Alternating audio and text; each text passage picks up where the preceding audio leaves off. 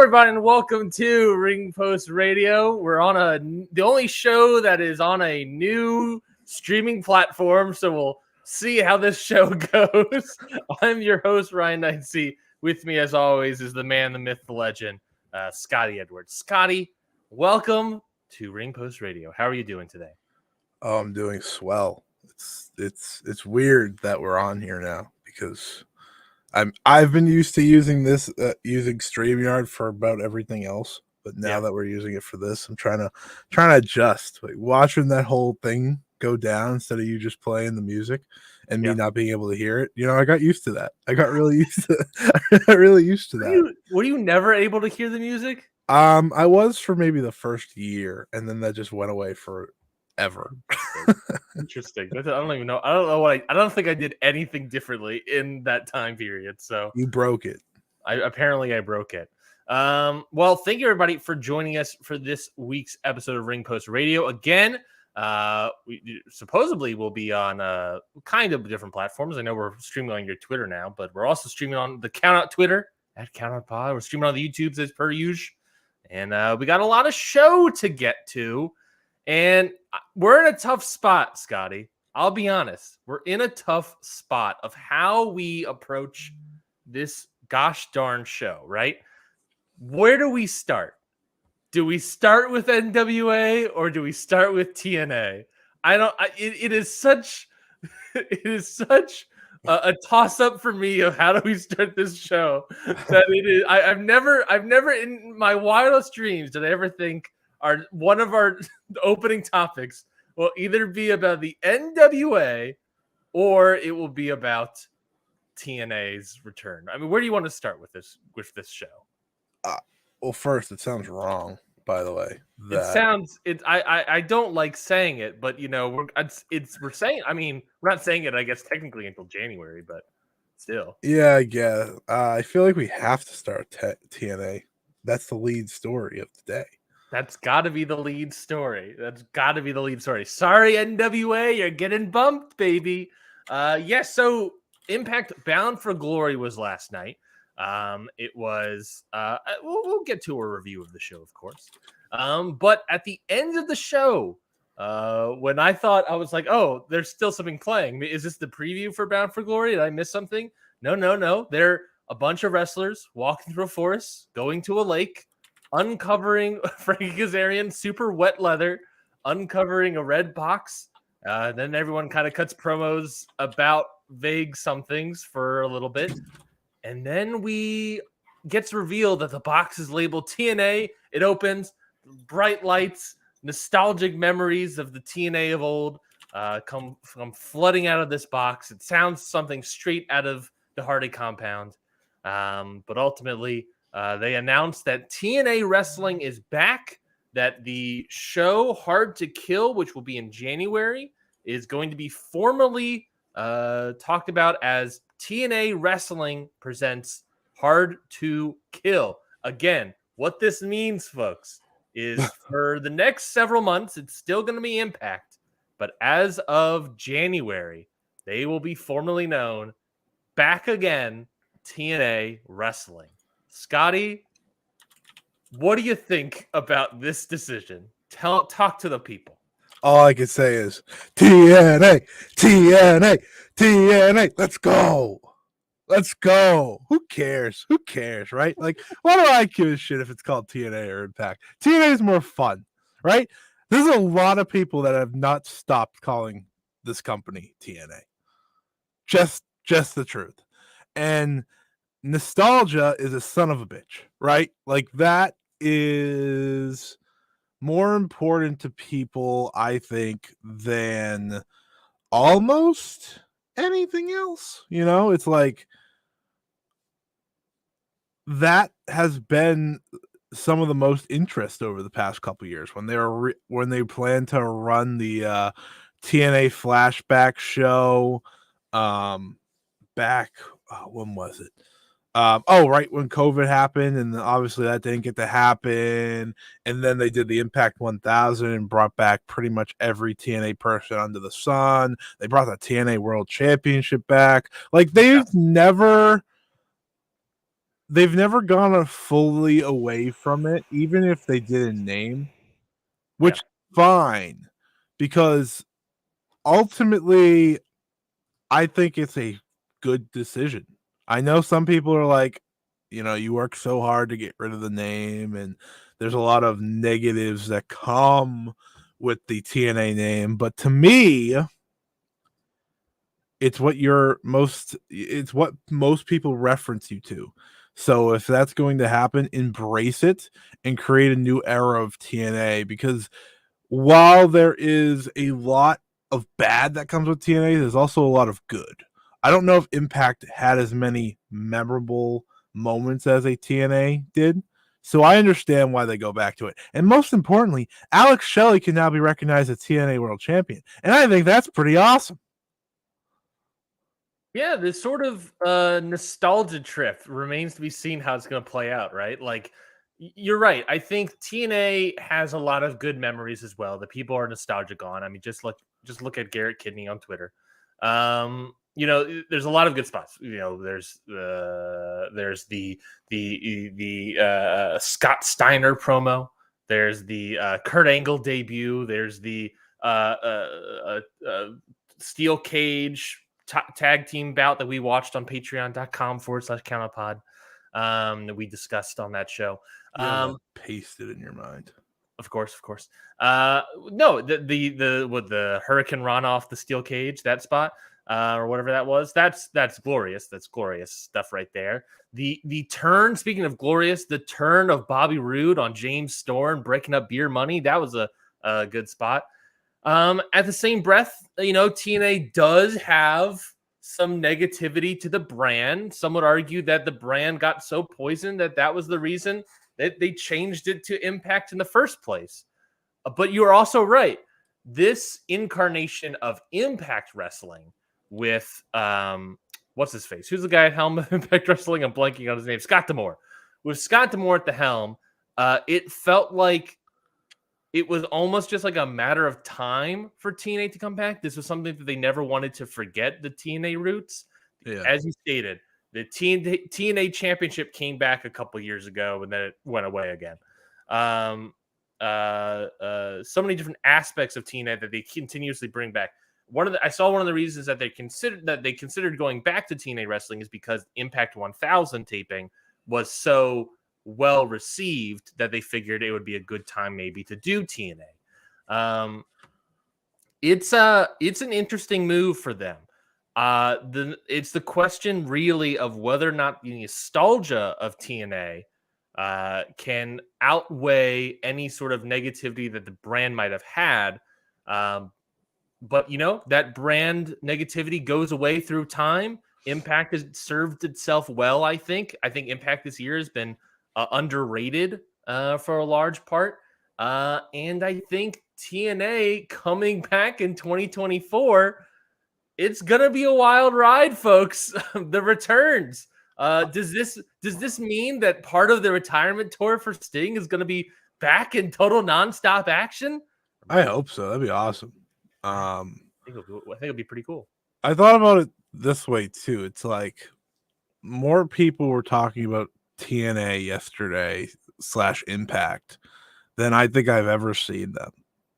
Truthfully, like even when it was just Impact, earlier in the night when it was just Bound for Glory, I thought a lot more people were talking about it, and that probably has a lot to do with Ospreay being on the show and what comes with that. But this was the perfect show to announce it, and now I think there's real excitement heading into next year for this company, one way or the other, because this is the way people see it, right? They look at it as, oh, this is either going to be, really cool and maybe, because I think the TNA designs and the art, which, Fightful reported or PW Insider reported, they're bringing back they're going to have brand new titles. They're going to have brand new set, brand new presentation, pretty much everything you want to hear when you're completely restructuring.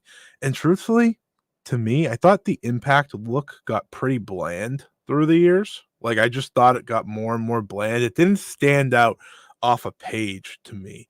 And I think what's so exciting now about this is that we'll get to see what the new era, will be. I think they have the right people in place to make a new era.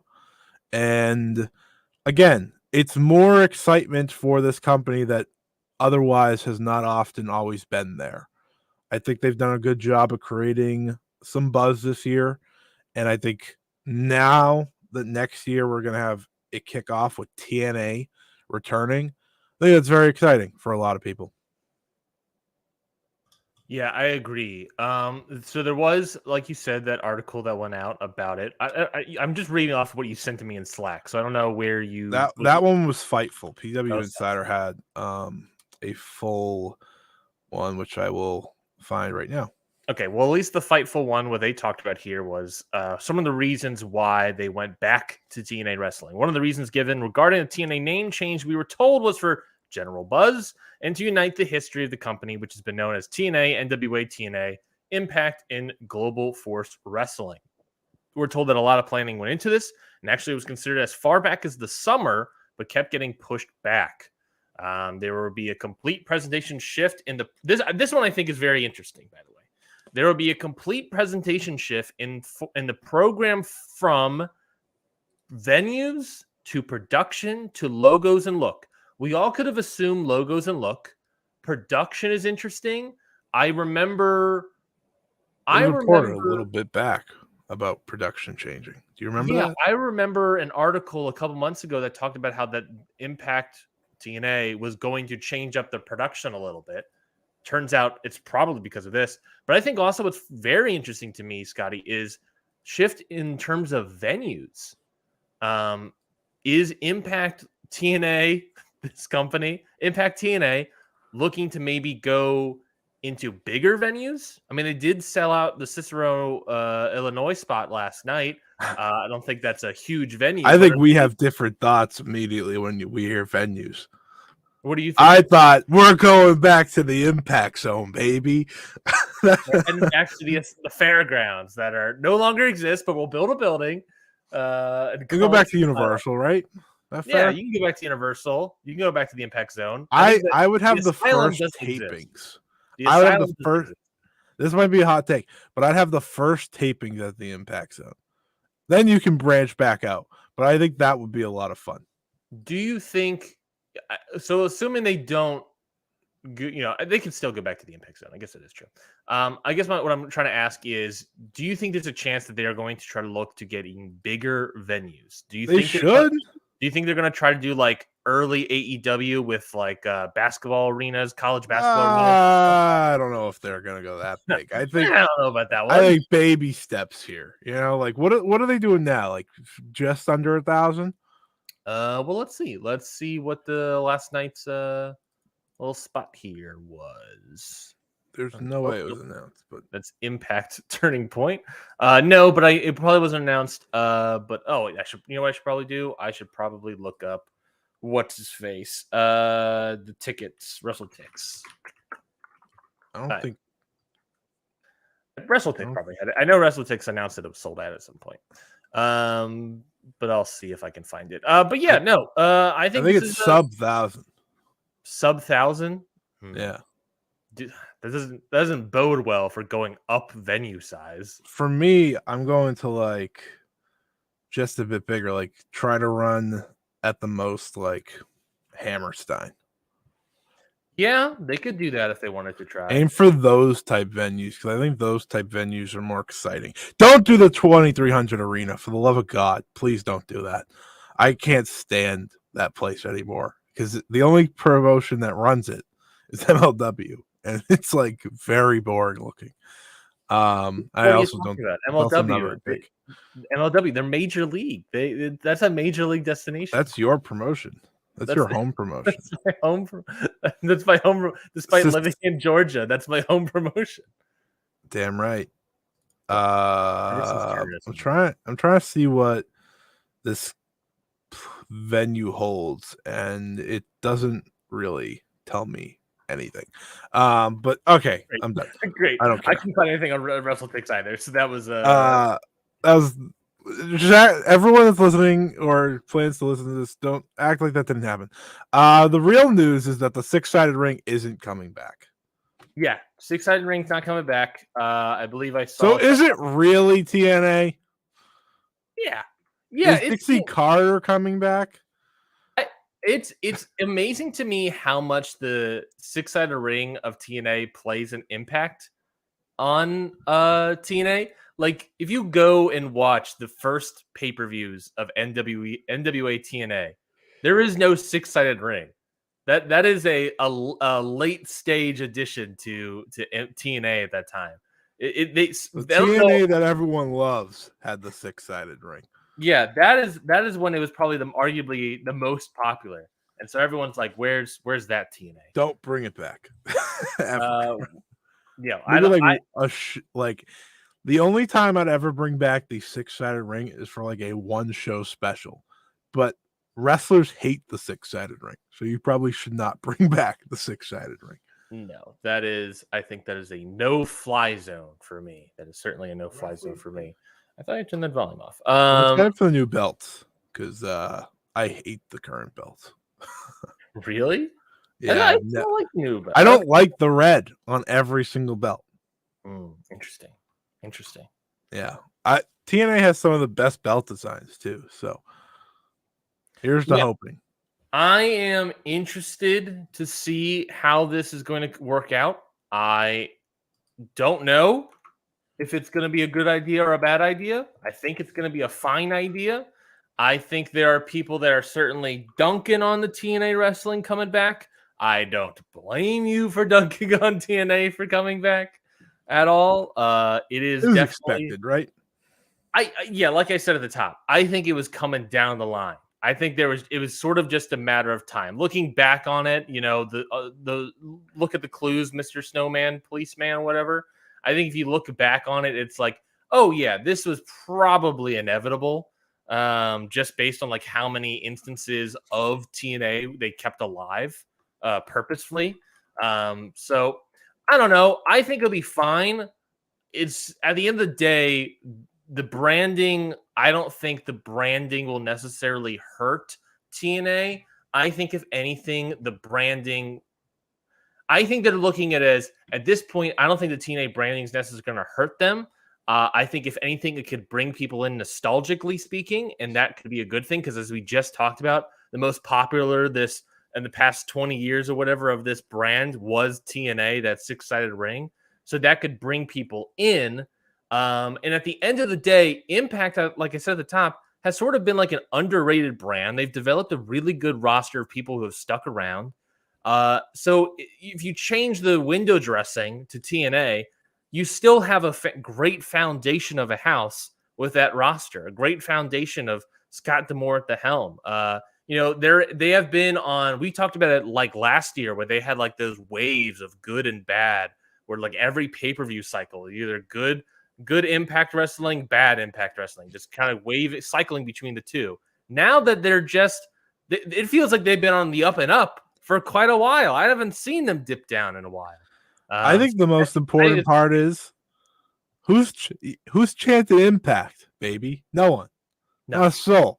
You're chanting TNA, like AEW, like things like that. Like I think like on the surface, that's not like a big deal. But even then, like just that little thing could do them a lot of good. And I think hopefully, and my biggest gripe with Impact for the longest time was like the noise of the crowd. Because like last night felt like a different night for that company overall. And I'm not saying because they decided to become TNA again, but it just felt like the most lively crowd they've had in years. Yeah. Like a part of it might be that I could just hear them better. Maybe the production has already come through. But if we use Bound for Glory as the launching point to this next era of this company, I think that's a great way to start it off. And I'm hopeful because we've come on this show many times over the past 2 years that we've been doing this, and we've talked about how this company, more often than not, is a pretty solid. Yeah. Like, you're not going to get match of the year contenders every show, or maybe any show until recently. But you're going to get solid couple hours of pro wrestling. Maybe usually one awful match that features a certain person. A certain bully, maybe. but it's the fact that they tried, it's and I think overall in time, this is going to be interesting. That's that, and that, more importantly than anything else, is probably the best thing for TNA. It's going to be interesting. Yeah. I'll take that 9 times out of 10 if I'm a company. Yeah. I think Impact has done a good job, and TNA, I think, will just hopefully bring in returning TNA fans. I think that's the biggest probable thing. I don't think, realistically speaking, Scotty, that going to TNA is going to turn away people that are currently watching Impact. Absolutely not. I think if you're anything, it brings back people. I think if you're one of the people that's like, oh, TNA, I'm not watching this product anymore, I don't think you were actually really watching the product, to be fair. That'd be psycho behavior. I think it's doesn't matter. The wrestlers are still good. They still have good connections with New Japan. I think it's a fine thing for TNA. I don't think this is bad in any capacity. Yeah. I think it'll be fine. I think I am like 75% pro. Of course, you have to put a little bit of thing, but it's like at the end of the day, also, by the way, I do want to make this clear. At the end of the day, the TNA branding is returning. Vince Russo, Jeff Jarrett, all those guys in the back, Eric Bischoff, Carter, they're not coming back. They're not returning. These people aren't coming back. It feels like when people think of TNA, they're like, oh no, all the crappy booking decisions are coming back too. No, they're not. It's the same thing, just branded as TNA. So that being said, it will be fine. If you liked what Impact was doing, well, guess what? Now it's called TNA. It's gonna be fine, folks. But that's all my thoughts on that. My last thing is that I like that TNA is back, because they would go back at least a few times a year. They would go back to like TNA staples, and it'd just be weird. Like, even like the X Division match, I'd just be like, it's not the same. Now it's like, all right, let's see. And I'm excited. I'm excited for the fact that there's just a name change. But I like to see what production looks like. I like to see all that. So should be a lot of fun when we get there. I totally agree. Well, let's talk about the actual show that announced TNA's return. And that was, of course, Impact Wrestling / TNA's Bound for Glory. This is, of course, with their big show sold out in the Cicero Stadium in Cicero, Illinois.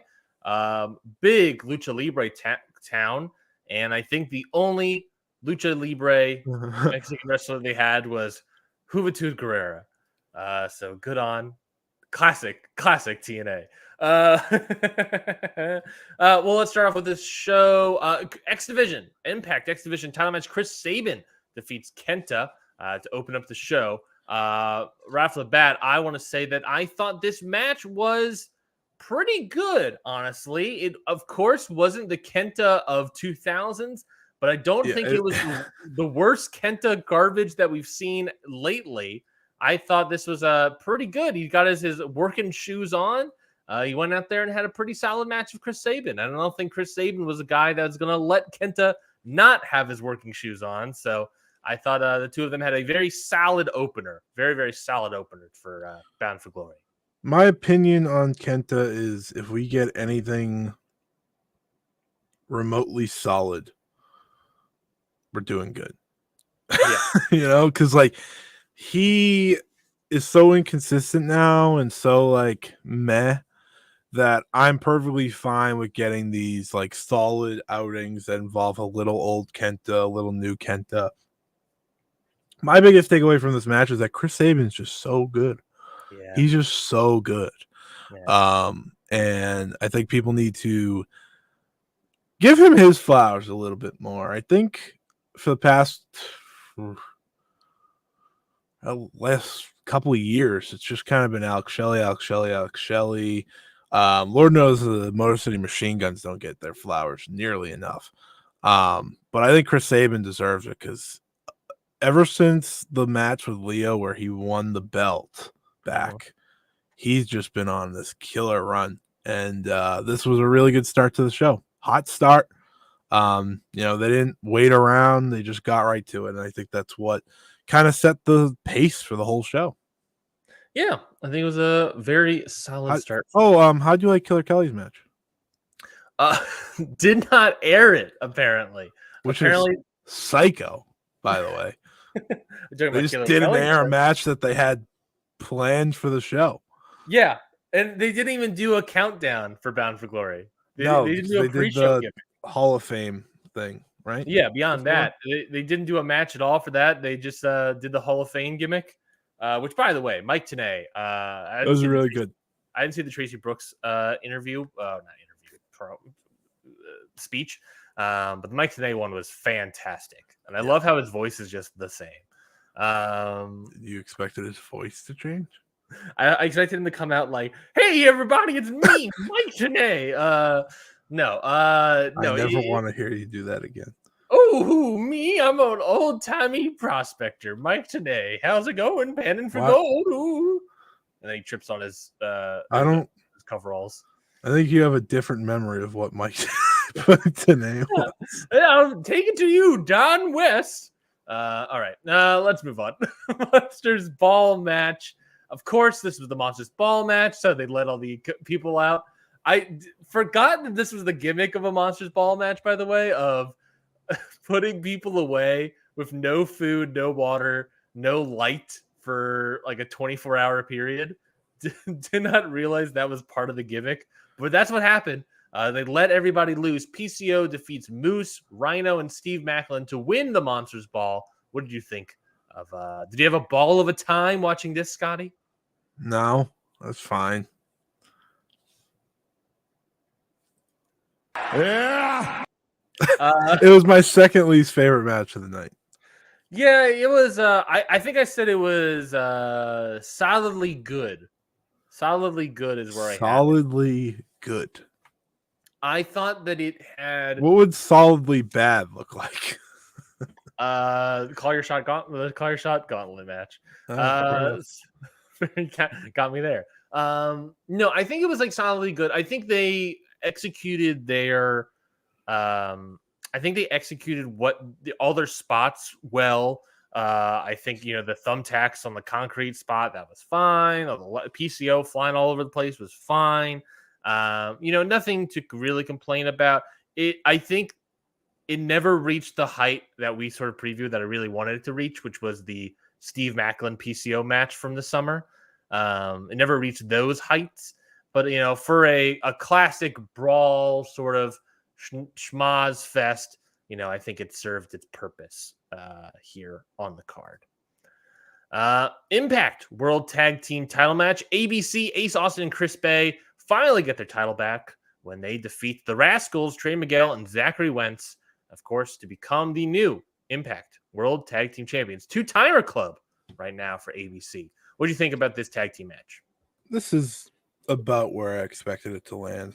I think without exceeding expectations, they kind of hit the mark of what I wanted. I think, and I say this every time I watch them, but I think Bay and Austin are just so good. They're just so solid in there. They should be doing so much more. They're not, but they should be.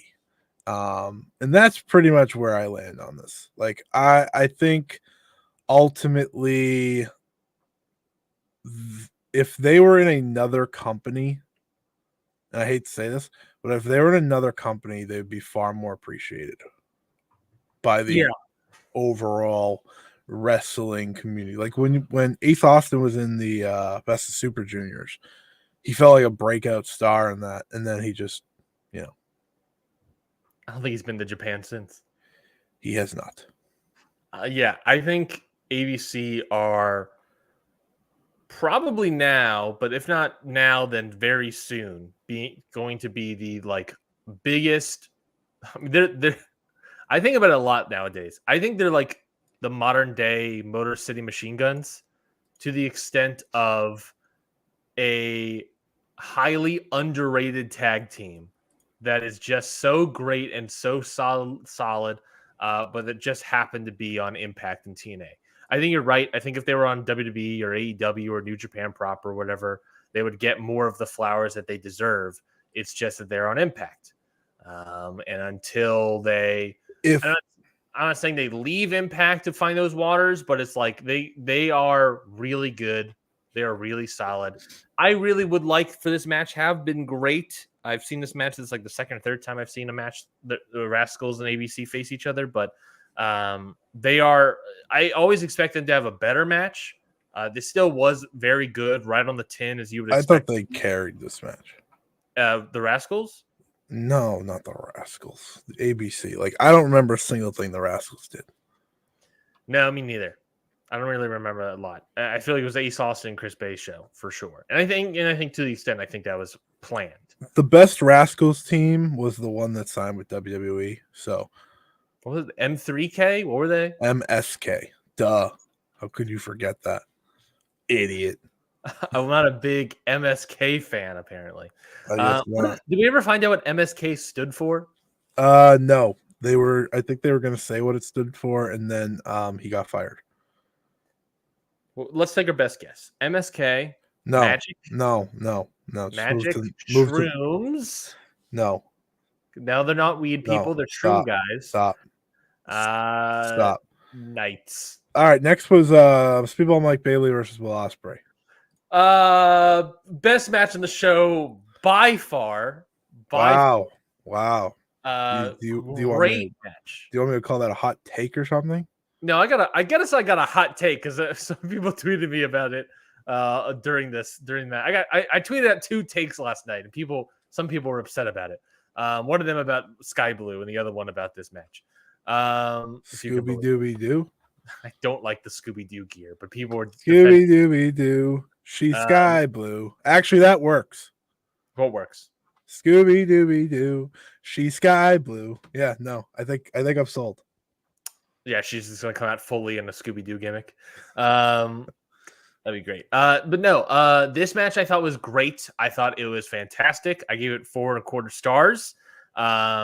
I thought I saw your one gripe with it, and it broke my brain. I was like, we'll get to my hot take gripe. That's my hot take of the match.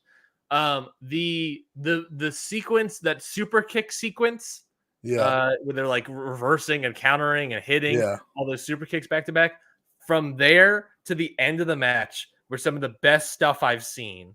Beginning of the match was solid as usual, but it was like really that point onwards. That finishing stretch, just like, holy shit, this is all great. This is great. This is great. If I had to do one, there's always a nitpick. Of course, there's always a nitpick. I always got to come up with some sort of thought. But if I had to come up with one very tiny, minuscule nitpick, that's again, I'm giving to a match that I give 4.25 stars to. If I have to give one tiny nitpick, it was just on Speedball Mike Bailey. It would be that I would love for him to just set up his moves a little bit faster. It's not necessarily like him on the top rope. I know that takes time or whatever for some people. But it's like, he does all of his kicks or whatever, and then he goes to do the moonsault spot where the standing moonsault, and he has to do like this whole like hand gimmick thing where he's like, hip, and then he gets, he has to do all this stuff. And then he gets into it. It's just he can still do that. It's just I would love for it to just be slightly faster, just like 1.25 speed faster, just because it slows down the flow for me just a little too much. I would love for that just to keep ramping up, still do the stuff, and just go right into it. It's a very, very minor nitpick, but apparently I upset people, and according to Scotty, I broke his brain. What do you have to say about this? Well, it's better that you explained it to me, but I was like, I don't know how you find a nitpick in this. It's just like I understand it now, so I get what you're saying. Like thinking back to watching it, I was like, yeah, I get that. But yeah, like it's just those things. Everything else he's very quick on. I thought like the I popped out of my chair for the tornado kicks from Speedball into the counter of the elbow to the face. That was beautiful. Yeah, I mean the match was phenomenal. Yeah, the match was phenomenal. I'm not taking anything away from the match. I'm just saying that Ryan had to find a nitpick. He made sure to find one. For Mike Bailey, if I had to give one piece of advice for him to become a great wrestler into an even better wrestler, I would say just speed up your setups for your special moves just a little bit faster, because it just takes the flow just a little bit too long. Speed it up a little bit. Basically, I love and that's a personal preference. What I'm saying is ultimately a personal preference, because I love wrestlers that go full steam at each other, and he has a lot of full steamness. But there are parts in his repertoire where he slows down just a little bit too much, and I would like if he speeds those things up as well. That's all. That's all I want. That's all I want. Is that too much to ask? Is that me? Someone responded to me on Twitter. He's perfectly fine. I know he's perfectly fine. I'm not saying he sucks. I'm not saying he sucks ass and doesn't deserve the spot. I'm saying he's a great wrestler. He put in a 4.25 star performance for me. I love this match. It's going to be a match of the year contender for me, probably. And I'm saying he's perfectly great. I'm just saying, let's go from perfectly fine wrestler. Let's go from fine to even better then. Is that too much? I just think it's funny. I only think it's funny because like you're in the middle of like this great match and you made sure to find a nitpick. That's my job. What am I supposed to do over here? I'm supposed to come on and commentate about these, my friends. I don't know. Like, just enjoy it and then nitpick on the show. I just said I thought it was a great show, great match. So I actually wanted to talk about the match. I gave a bunch of praise. I want to talk about the goodness of the match now. It's one of Impact's all-time great matches. I saw people tweeting out that they think it will be the second ever 5-star match for Impact. No, and Dave probably. Yeah, that's what I was thinking. I think there's a good shot to be the second ever 5-star match. It is Will Ospreay, after all. I think you are absolutely right. I think it will be. Pretty confidently. Just based off of how Dave works. Yeah. Yeah, it's a great match. Literally, that super kick sequence to the end was probably, I don't know. It was awesome. How long was this match? The hidden blade, like you said, where he launched himself, was the best one of those he's hit so far. I know. That tornado kick into the hidden blade to the jaw was so good. I popped out of my chair. I was like, holy shit, what is this? It was incredible. It was so good. I thought it was fantastic. I thought it was a fantastic match. I said, that from there to the end was some of the best shit I've seen all year. The match was 17 minutes. That sequence, I don't know, 5, 6, 7, 8 minutes maybe. That super kick sequence to the end. That last third or whatever of the match, so good. Some of the best stuff I've ever seen. The beginning, to be clear, also the beginning of the match wasn't bad.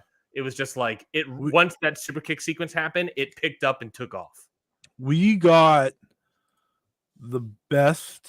We got the New Japan Speedball that I really took a liking to when he was in Best of Super Juniors. Like we got that version. Yeah, not the one that showed up last Monday on Destruction Ryogoku. That was Impact. Impact Mike Bailey showed up on that. Yeah, that was Impact. Though I think the multi-men probably is the reason why that was Speedball. I think if Leo Rush was in there, it'd be faster. Yeah, Leo for Rush sure. is a speed demon. For sure, because like his match with Like this match and his match that he had with Leo Rush and Best of Super Juniors is the best I've seen of Speedball all year. Like that's the Speedball I want to see at all times. Yeah. So yeah, this was great though. It was everything I think it reached all expectations for me. Yeah, I thought it was fantastic. I just have one tiny nitpick. Matches like this, and this is gonna make me sound like an asshole, and I don't care. It's very hard for like a special match for me like this to get to like 5 stars ever, because like there's no story aspect. Yeah, So, I get like, that. I get that. That's always like a thing for me.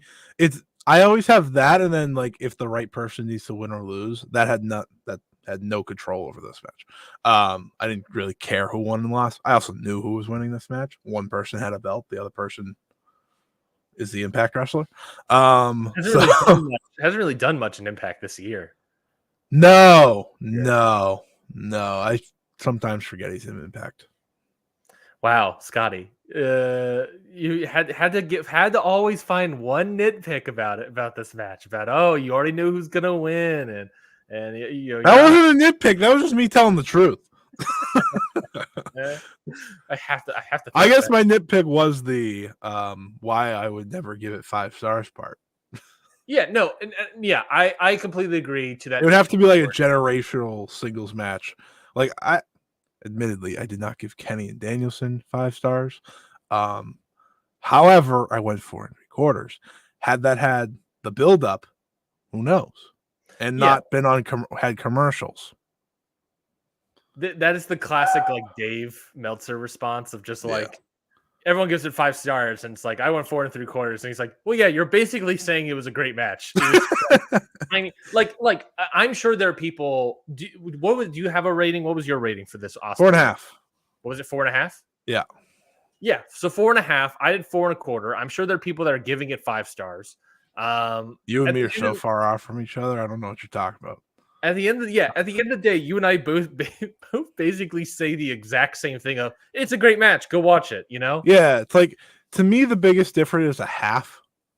If you're a quarter away from each other, it's like, it does not matter. The only difference is I have one personal preference that I would love to see to improve Mike Bailey's game. The ending like just had me sold. I was like, oh fuck. That ending was so good. From the hidden blade where he murdered Speedball to the rest of the match, I was like, this is literally popped out of my chair for that spot. Yeah. And he's fighting Josh Alexander next, right? Osprey, at the taping day. And then who's the other guy? Eddie Edwards in Turning Point. Yes, we'll get to Turning Point. That's coming up. Eddie Edwards had a great match with Frankie Kazarian on Impact. I did. It was very good. So I'm kind of looking forward to that. Random match to book, but a match nonetheless. Hey, well, it's New Japan versus Noah, I guess, since even though he hasn't been a Noah for like a decade. Speaking of popping out of your chair to go to the bathroom, Call Your Shot Gauntlet match. I'm telling you right now, I did not watch this whole thing. I skipped through it. I saw a few of the surprises, and then I saw who won. That's it. So the Call Your Shot Gauntlet, if you don't recall, is basically like a Royal Rumble match. A bad battle royal, as they all are that aren't the Royal Rumble. Yeah, it's basically a Royal Rumble where it's like 2 people start, and then like every once in a while, someone comes in. You get eliminated over the top rope, except the finals being whoever the last 2 standing are have a pin or submit stipulation. So this one had all your favorites either returning or popping back in. Of course, we got the return of Matt Cardona in TNA and Impact Wrestling. We got a surprise legend callback of Juventud Guerrera. Yeah.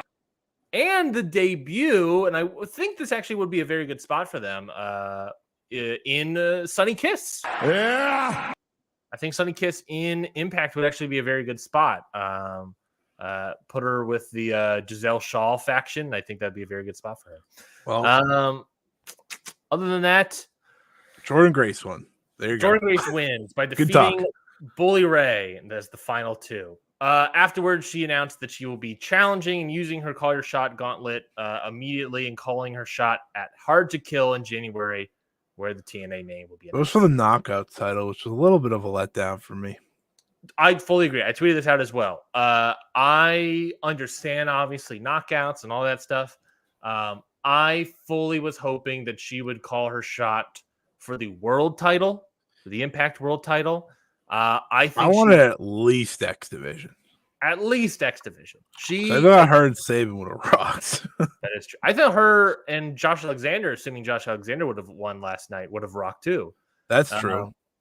I think that spoiler alert, he didn't. He did not win. I think that she and Josh Alexander would put on a great match. I think she is ready to go up to that level. I think she doesn't no longer really needs to be at the knockout level. I think she can go up to the main event scene. I think she's ready. I think she's got a great look. I think she's got great gear. I think her moveset is fantastic. And she's kind of gone away from that though. Gone away from what? The intergender title matches. They have. They're not gone away from the intergender matches, obviously, because of who was in this match. But the title matches they've gone completely away from. Yeah, they tried it with Tessa, and then it kind of worked. I mean, it worked for a little bit. It did, but it didn't. But it did. It didn't work, not because of the intergender part. We'll just say no. The intergender part is not the issue of the Tessa Blanchard run there. Do you remember when Eli Drake, aka LA Knight, refused to face Tessa Blanchard in a singles match? Yeah. Does that answer your question? If you thought the show was annoying before, wait till you realize how many things that Scotty and I both have access to on this little docket here on StreamYard. It's a rough one. It is a rough one. We got all bunch of little bits over here for Ring Post Radio moving forward. But yes, Jordynne Grace wins. Call your shot. Hard to kill. Impact Knockouts World Title match. Trinity defeats Mickie James. This was really bad. Yeah, talk to me. What did you think was bad about this? Because I thought Mickie looked really bad. You thought Mickie? I thought Trinity looked really bad. Admittedly, I thought they both looked bad. But there was one point where what's her name? Trinity? She was going for the X Factor, and Mickie just oddly moved. I don't know what. I was like, what were they going for there? Yeah. They were just completely off. I thought they both looked bad. It was also that spot to the end was I don't know if it was an injury thing because there was some weird stuff, or Naomi Trinity got hurt at one point. Trinity, either she got hurt at one point or she got I thought maybe she was too blown up. Maybe I don't know. You look like a step behind. It was just not good. It felt like they were going to have trying to have an epic match, and Trinity couldn't keep up with it, and Mickie James was too out of sync with Trinity, and just nothing worked. Nothing worked between the two of them, which is sort of disappointment, I guess. Well, I've seen Trinity have a better match more recently than Mickie James, so that's fair. The blame is more likely for me to go towards one than the other. But either way, it wasn't good, which is a shame because it was the one women's match on the show. Would have liked for it to hit. It was no Deonna versus Jordynne Grace. I'll tell you that. That's true. That Deonna Jordynne. I know we can't bring that match out every time. Why not? I'd like to. What was the Mickie James had a great match earlier this year. Was that against Jordynne Grace? I want to say. So. Yeah. That was her that was her last chance match or whatever. Or last rodeo. Yes. Yippee-ki-yay. Maybe. I don't quite remember. Yeah. It was. But yeah, I've seen better stuff. I don't know what it was about this match, either lack of chemistry, even though they are good friends in real life, or Trinity I thought she got blown up or something, or maybe injured. I don't know. Hopefully she's okay. But it was this match look injured. This match did not click. This match never clicked. No, it's not. No.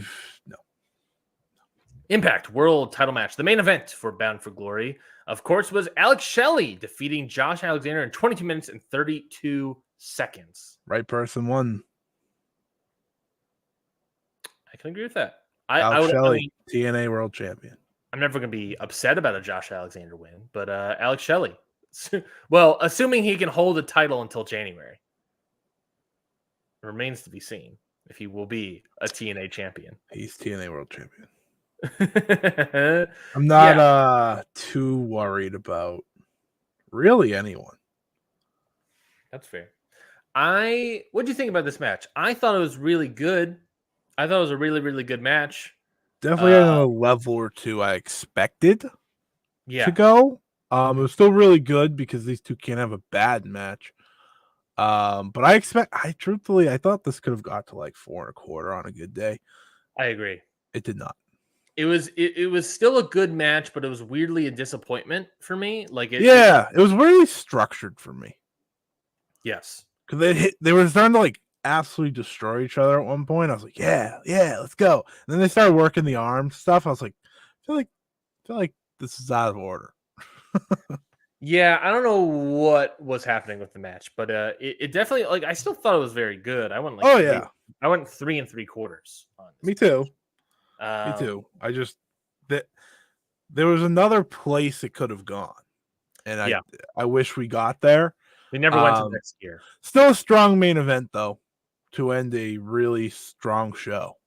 I think, weirdly enough, I think if like the Ospreay Mike Bailey match didn't happen on the show, people would be like, this would undoubtedly be like the best match. Obviously, yeah, might have been better for them overall. Like the match probably would have been better. It might have been better because we wouldn't be comparing it to Ospreay. Oh, that's what you get when you bring him in. That's what you get when you bring in and book the Wrestler of the Year right now. By the way, he has now made it to the top of my ranking. Really? Oh yeah, I didn't.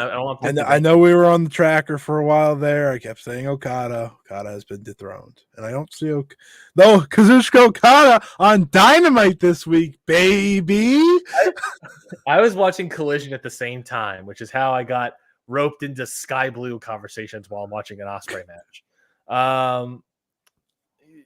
I just looked over at my screen. I don't remember when in the show it happened, but I just look over my screen and they're like, all right, next week it's going to be on Dynamite. It's going to be Bryan Danielson and Claudio Castagnoli versus Orange Cassidy and Kazuchika Okada. I look over, I'm like, huh? What? Excuse me? What? I lower my glasses, huh? What are we doing over here? It's insane. Just a random Wednesday. Now I have all my hopes up for Okada versus Claudio at Full Gear. Every hope is up. They do not. New Japan does not have a show on the 18th. I have already checked, and the shows that they would have around that time are World Tag League. He ain't running World Tag League. Dream Team's great and all. They're not doing it. No, World Tag League. Does he not work World Tag League? He's never worked World Tag League. Interesting. He's never been in World Tag League, at least, and he doesn't need to be on there. What are the odds that he's teaming up with Orange Cassidy to do World Tag League? That would be sick, but zero. Zero? Never happened. 0% chance it happens, but it'd be sick. It would be really cool. Yeah, that would be dope. Well, yeah, are we going Danielson Okada Wrestle Kingdom? ? I think that moment, by the way, is like so emblematic of why AEW and all the partnerships and everything rocks. The greatness about AEW. Oh, hey, Mystico, for some reason, is wrestling in the pre-show for a Denver Broncos Green Bay Packers game. Yeah. Let's bring him into Dynamite or Rampage, right? Oh, Kazuchika Okada, he's in town for Sam's Town for the Fighting Spirit show that's coming up. Let's bring him in a little early to have him wrestle. Yeah. Is he even on that show? Actually, he's not on that show. I don't think he is on that show. Hold on, let's look at this. I think you're right. I actually don't know if he is on that show. He's not on that show. There's no way. I don't remember an Okada. Like, I remember that show being a very strong, solid card. He ain't on it. He is not on it. He is not on the show at all. He's heading to America to wrestle in AEW. I love it. What are He the has odds? nothing else to do. What are the odds we get anybody else popping up on this show? We had an Ishii. He's not booked on this card. Maybe he'll pop up. Who knows? We always like bringing in Ishii. That's crazy. We can bring in Hanare. You want to see Hanare on Dynamite? He's more of a Rampage wrestler. He's more of a no thanks. Well, he's more of a Rampage wrestler because I'm pretty sure one of his finishers is called Rampage. So you're probably right. I wouldn't watch it.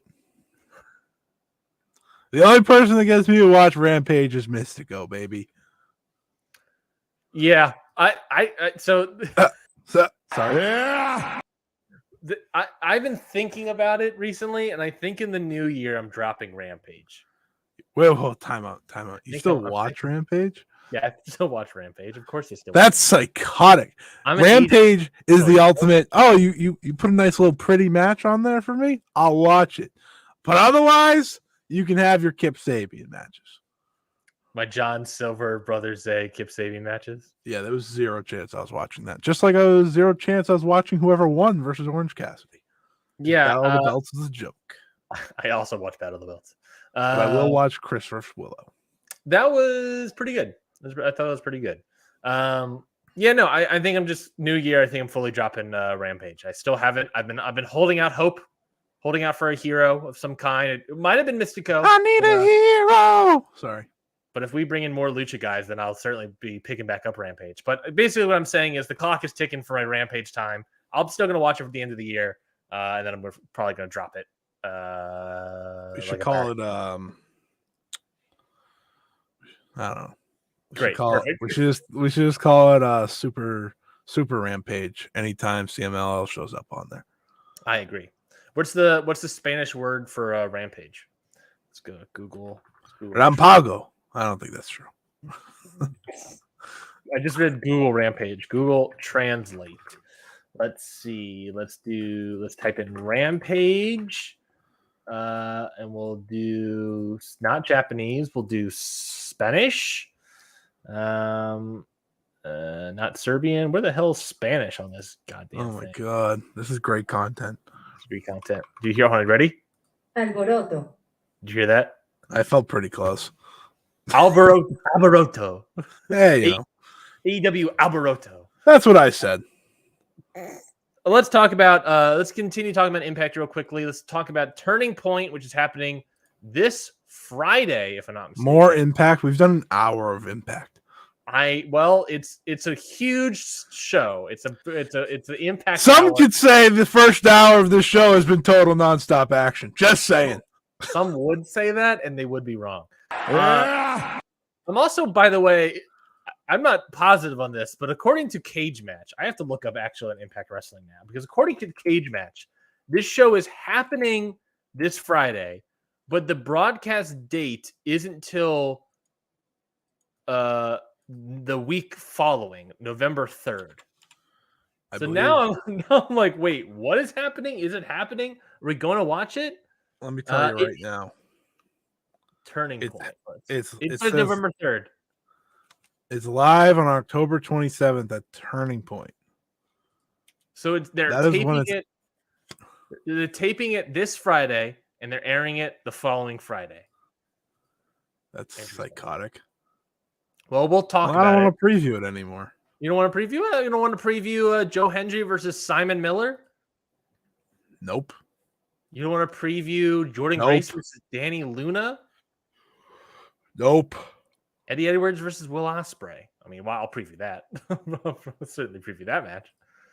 Subculture versus Eric Young and Josh. I want to stop talking about Impact. You know, I was very happy about them. I was very nice to them. You are killing me now.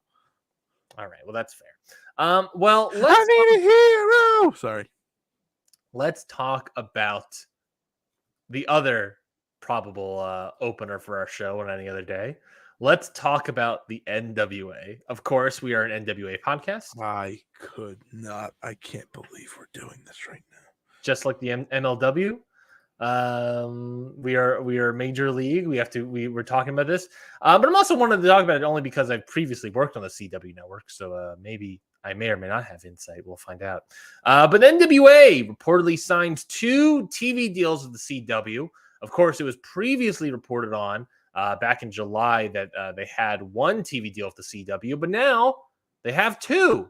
Apparently, these TV deals are for NWA Power and a reality show, which I believe it was on Nick Hausman's report of House of Wrestling that the reality show has been something that Billy Corgan has been wanting to do since when he was running TNA, when he was running Impact. So the Impact discussions never end, Scotty. Total nonstop Impact action. Yes. So they are coming to the CW. They did not announce how long of a deal, if it's an exclusive deal. They did not announce how much money they were getting from this. So I think that puts me at a arm's length. But I think it's also important to note that it is Impact proper television. So it isn't like an affiliate station, kind of like the Sinclair broadcasting stuff. It is the CW network. So what did you think about NWA heading over to the CW? Good for them. Shoot your shot type thing, you know? Like the CW is like a miscellaneous channel of things that don't make sense. it's like here's your random teen dramas. Here's your TV shows in the CW. Hold on. That's fine. Your random teen dramas, and then like a superhero show, and then Live Golf. Yeah. Yeah. That is that channel. So why not add Billy Corgan's NWA to the mix to really bring in all the demos one way or the other, right? One way or the other, you will cross off every demo. And this is how you get the 85-year-old demo, by bringing NWA to the CW. So, yeah, it's an interesting one. It is right. It is an interesting one, right? They will not be making money. I don't think they will be. I will be shocked. The CW hasn't really become a thing. So my only take on all this is just sort of talking about this, what I know about the CW as someone that worked on it and was part of the whole change going to Warner Brothers Discovery and reading all the reports of the new executives that we have and all that stuff, right? So the CW, if we all just to give a refresher on where the state of this network, right? They were co-owned by Warner Brothers and another network. I want to say it was Paramount. That sounds right, maybe. Sure. Either way, for this conversation, yes. Warner Brothers gets sold to Discovery. The Warner Brothers Discovery has a shit ton of debt. And so one of the things they wanted to do, they've been doing all this stuff. They've been making money decisions constantly. One of the things they did to save money for Warner Brothers Discovery was start cutting things from HBO Max, which is what they have been doing and probably will continue to do. One other thing that what they did to save a lot of their debt was they sold the CW network, or sold their portion of it, of the CW network, to I think it's called like Nexstar or something. Like it's like some sort of like Sinclair-esque broadcasting company. I think it's called Nexstar. Basically for $0, right? They sold the CW for nothing. However, they sold it for $0. But this new company takes on the millions upon millions of dollars of debt that the CW had garnered. So the CW has a shit ton of debt, and they brought in new executives. One of these news executives, his name is Brad Schwartz. He is one of the big people that revolutionized Pop TV. Now, stay with me, Scotty. You may recognize Pop TV. Oh, I do. He was one of the executives that brought in Schitt's Creek. He was the guy that sort of like that brought in Schitt's Creek. He was the executive that sort of greenlight that. But a lot of what he did was bringing in cheaper content, more reality content, to try to save on costs, save on expenses, so that they can make money. And that is kind of what the CW have done. They've limited on their number of TV shows, like the Arrowverse TV show stuff. They're pretty much all gone. They've limited the number of stuff there. They've basically put their money into sports with like ACC and like NASCAR and Live Golf, obviously, being a big controversial topic there. And then put on a lot of reality content. Pop TV, and I would have to check. I do not know this for a fact. I would have to check. But again, Pop TV is interesting. I don't know if it lines up, but Pop TV formerly had Impact on their broadcast. If we all recall, Impact was on Pop TV when they were shifting around channels for like a couple years. I don't know if it lines up, but let's say that Brad Schwartz may have some connection to wrestling or likes the idea at least, or have previously worked within a company that liked the idea of wrestling in their product. A show that is relatively cheap, like Impact, probably cheaper with the NWA, and a show that runs every single week of the year, and hopefully you get as much bang as you will for your buck, right? I think the NWA and CW is a match made in heaven. I talked about this in July when we talked about it. I think it's a super cheap product that will probably have no one watching it, Scotty, but at the very least, I think it will have enough viewers for the CW to make a little bit of money throughout the year, especially during their off periods now that they're going through sports. So I think it's a good move for the CW. I think they need to do it. The NWA this is obviously a good move for them. So I think it's a win-win.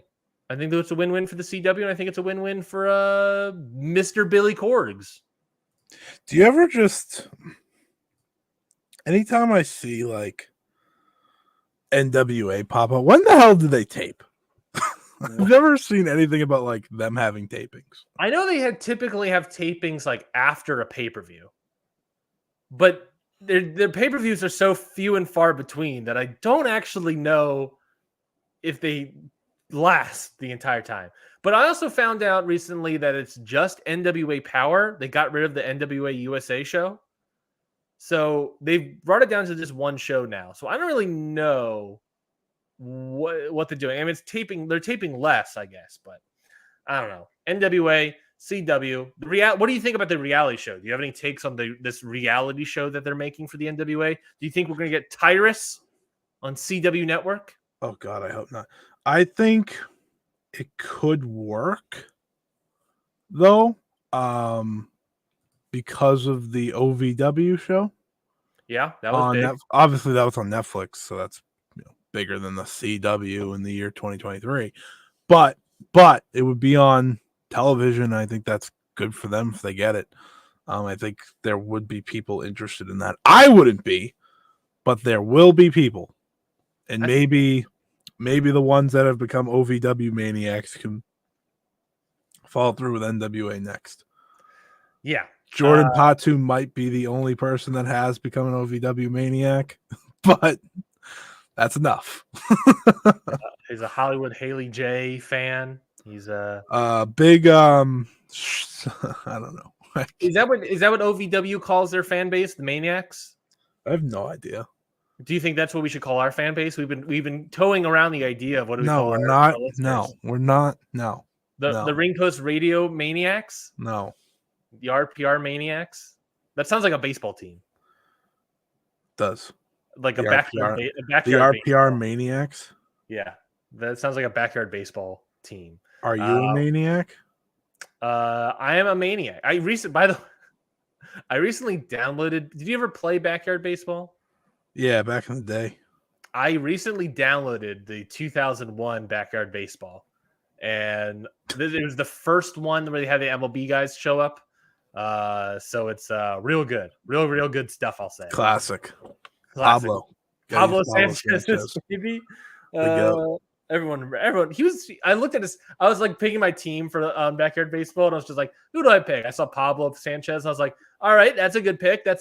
And I highlight over it, and it's like his stats are all like maxed out. I'm like, holy crap, this guy's great. He's the guy. He's a legend of sports.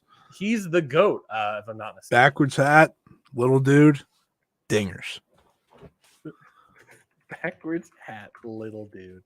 Yeah. Doesn't the NWA also have like a pay-per-view coming up or something? No, Uh, they do, but no. 10/28. What is that? Saturday?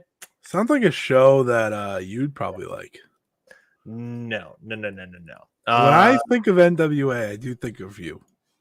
Is this the once in a while episode where we don't preview the NWA, but I just look at the card just to see how bad it is? Yep. EC3 versus Tom Latimer for the world title. Well, it's better than not much. Brothers of Funstruction are wrestling. That's good. Brothers of Funstruction. Matt Cardona's returning. I don't know what's happening with him. Please stop. There's people in here I've never seen before in my life. Some women and men here that I've never before seen in my life. Oh God. It's magic. Oh, here we go. NWA Power TV tapings, November 4th in Nashville, Tennessee at the Skyway so Studio. they announced them. No one cares. That's the difference. Isn't the Skyway Studios where Impact wrestled in during all the pandemics? Don't know. Probably. I want to say that is. Maybe. And then it looks like there will be more Power tapings November 18th in Sarasota, Florida. Did you get your tickets? Scotty? No. All right. Can you imagine me going to an NWA show? Well, what would it take for Scotty Edwards in 2023 to go to an NWA? I'm going to say not a show, but a taping. Losing a bet. A TV taping. Losing a bet. That would be what it would take. That's a high stakes bet. It's a high stakes bet that I ain't making. Yeah, we'll see what kind of bet we can make there.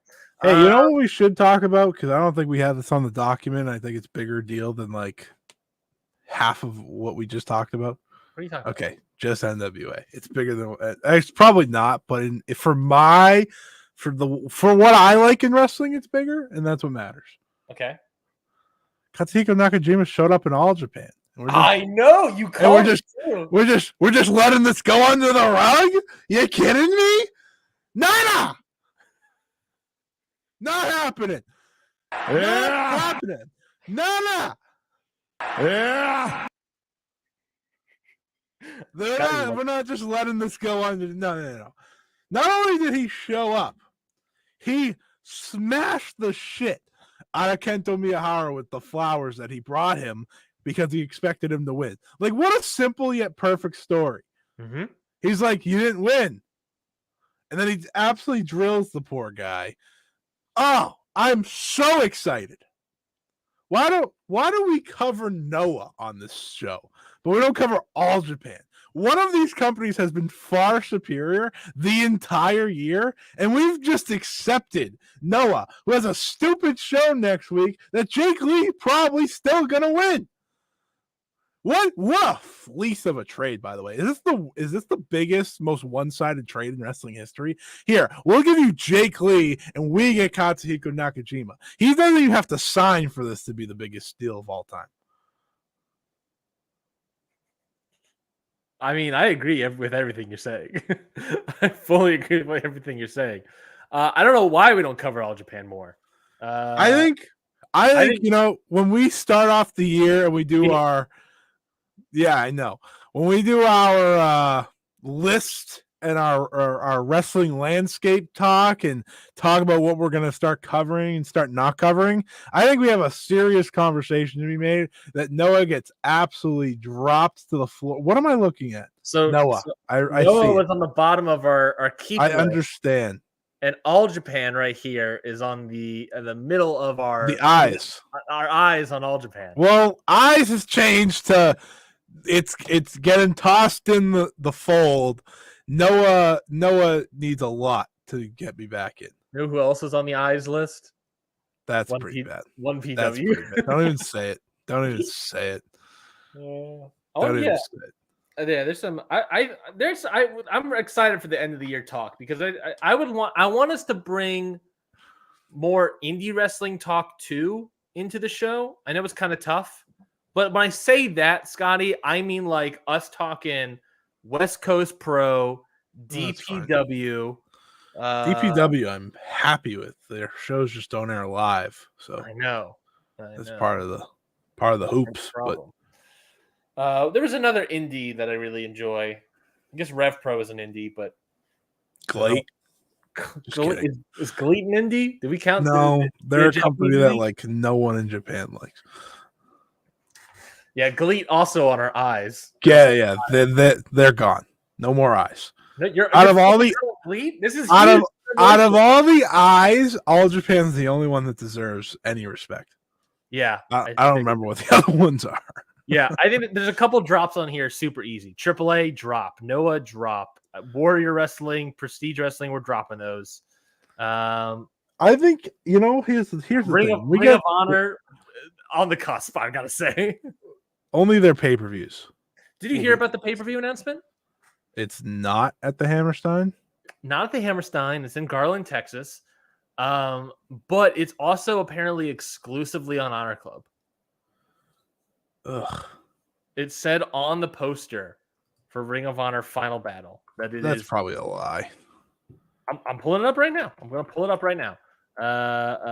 Final Battle 2023. Oh, I can pull it up right now, Scotty, and I can put it on the freaking gimmick. All right, ready? I can put it on the gimmick. Strap in, folks. Strap in. I'm strapped. You're strapped. Save image as, I guess. Do I know how to do this? No. What are you doing? I'm trying to add a photo that is downloaded onto our screen. How do I do the overlay? Adding an overlay. Perfect. Open. Downloading. And then can we do this screen? Oh, I see. Yeah, just click it. I did click it. What? Oh, I think you and I were clicking at the same time. Oh, exclusively on Honor Club. Look at that. That's not good. Exclusively on Honor Club. Look at this champion. Let's take a second here. Okay? I don't know what else we have to talk about on the show. Clearly it's not that important. Let's just take a second here. Why does Ring of Honor stink when these are your champions? This is an incredible crop of champions. No, I mean, I agree. But the problem is that all of these champions, I don't think are on Ring of Honor at all. Athena is. That's it. Athena's the only one. Shibata, I guess, too. Maybe. No. I don't watch Ring of Honor, so I don't know. But yeah. No, because usually if Shibata wrestles, I watch it. That might be true. Haven't seen him wrestle. That's crazy. I don't want to do that. Hopefully it's not a good show, so I don't have to buy it. It's gonna be a good show. Well, I don't know if we're gonna buy it. If it's on Honor Club, I will go out of my way if it's a great card to buy it. Well, no, that's my question. If it's on Honor Club, is it $10 or is it pay-per-view? Is it $40? Probably pay-per-view. Or is it like I have to buy Honor Club and then also buy the pay-per-view? Probably that. Which is now $50. It would be pretty silly to just put it on Honor Club.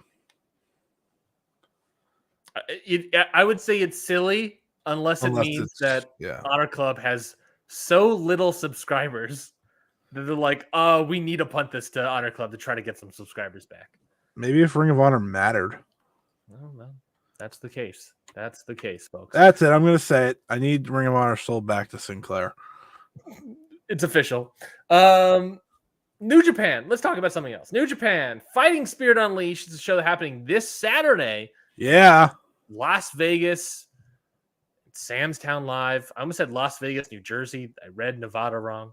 The famous Las Vegas, New Jersey. That's where GCW has shows. And it's Las called Vegas, Atlantic City. My apologies. So they got a full card here. We got some kickoff matches. Matt Vandegrift versus Buck Skyner. Obviously, everyone knows who those people are. Excuse me? What? We have another kickoff match, a 6-man match. Danny Limelight gets the booking. Royce Isaacs and Jorel Nelson will be joining him. Baliana Key. Yes, versus Baliana Key, Titus Alexander, and Jacob Austin Young. Talk about a trio right there, folks. Jacob Austin Young. Have you seen one match of Jacob Austin Young? I've never heard of this guy. No, no idea what he looks like. And you know me, I'm all over the place. I'm all over the map on these things. I can name a random person. I can name people who are at MLW right now. And I don't know any Jacob Austin Youngs. Because you're an MLW super fan, to be fair. Dude, if I'm going to be covering pro wrestling, I need to cover Major League Wrestling. Obviously, it's in the name. But to get to the proper card for Fighting Spirit Unleashed this Saturday for New Japan, we have a strong openweight championship #1 contenders match. Satoshi Kojima versus Jeff Cobb versus Alex Coughlin versus Fred Rosser. This looks very good to me. I enjoy this. I'm very excited about this match. Should be fine. Talk about beef. Talk about bread. Here's the unfortunate reality that I'm at. About New Japan or the show or this match? Usually when it comes to these strong shows, I usually temper my expectations for certain matches. This will be one of them. For which reason? Effort. From who? Kojima puts in effort when he's in the States. I didn't say Kojima. Interesting. I think Fred Ross is putting in effort. Okay, well, I agree. Jeff Cobb as Coughlin. I'm just kidding. It should be fine. Sure. He doesn't want to get. He's pulling he's tugging on the collar, folks. He doesn't want to get in trouble.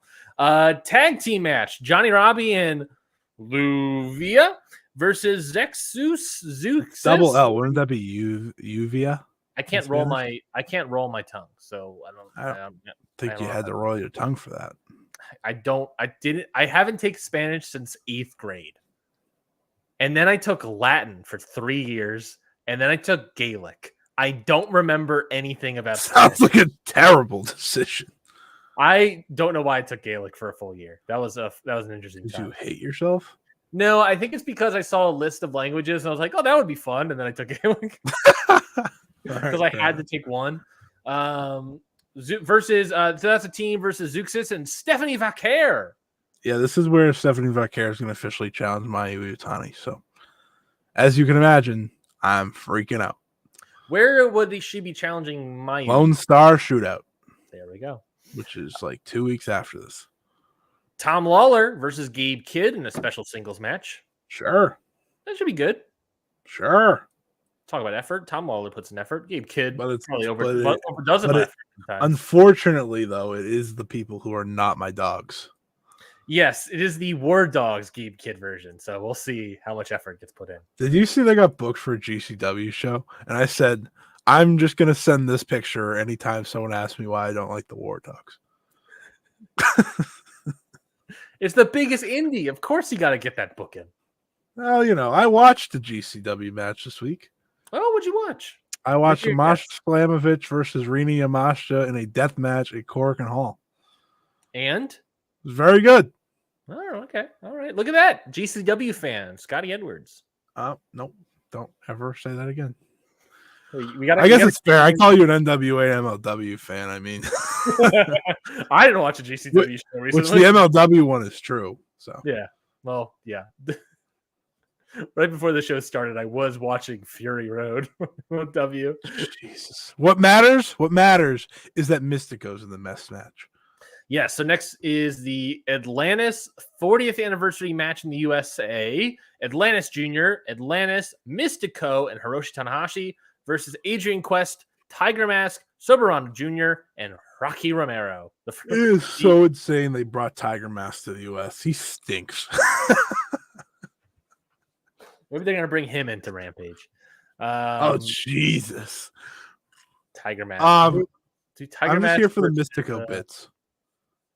Yeah, Mystico is going to be great. I enjoy Atlantis Jr. Atlantis is still fine. Adrian Quest, sorry, buddy.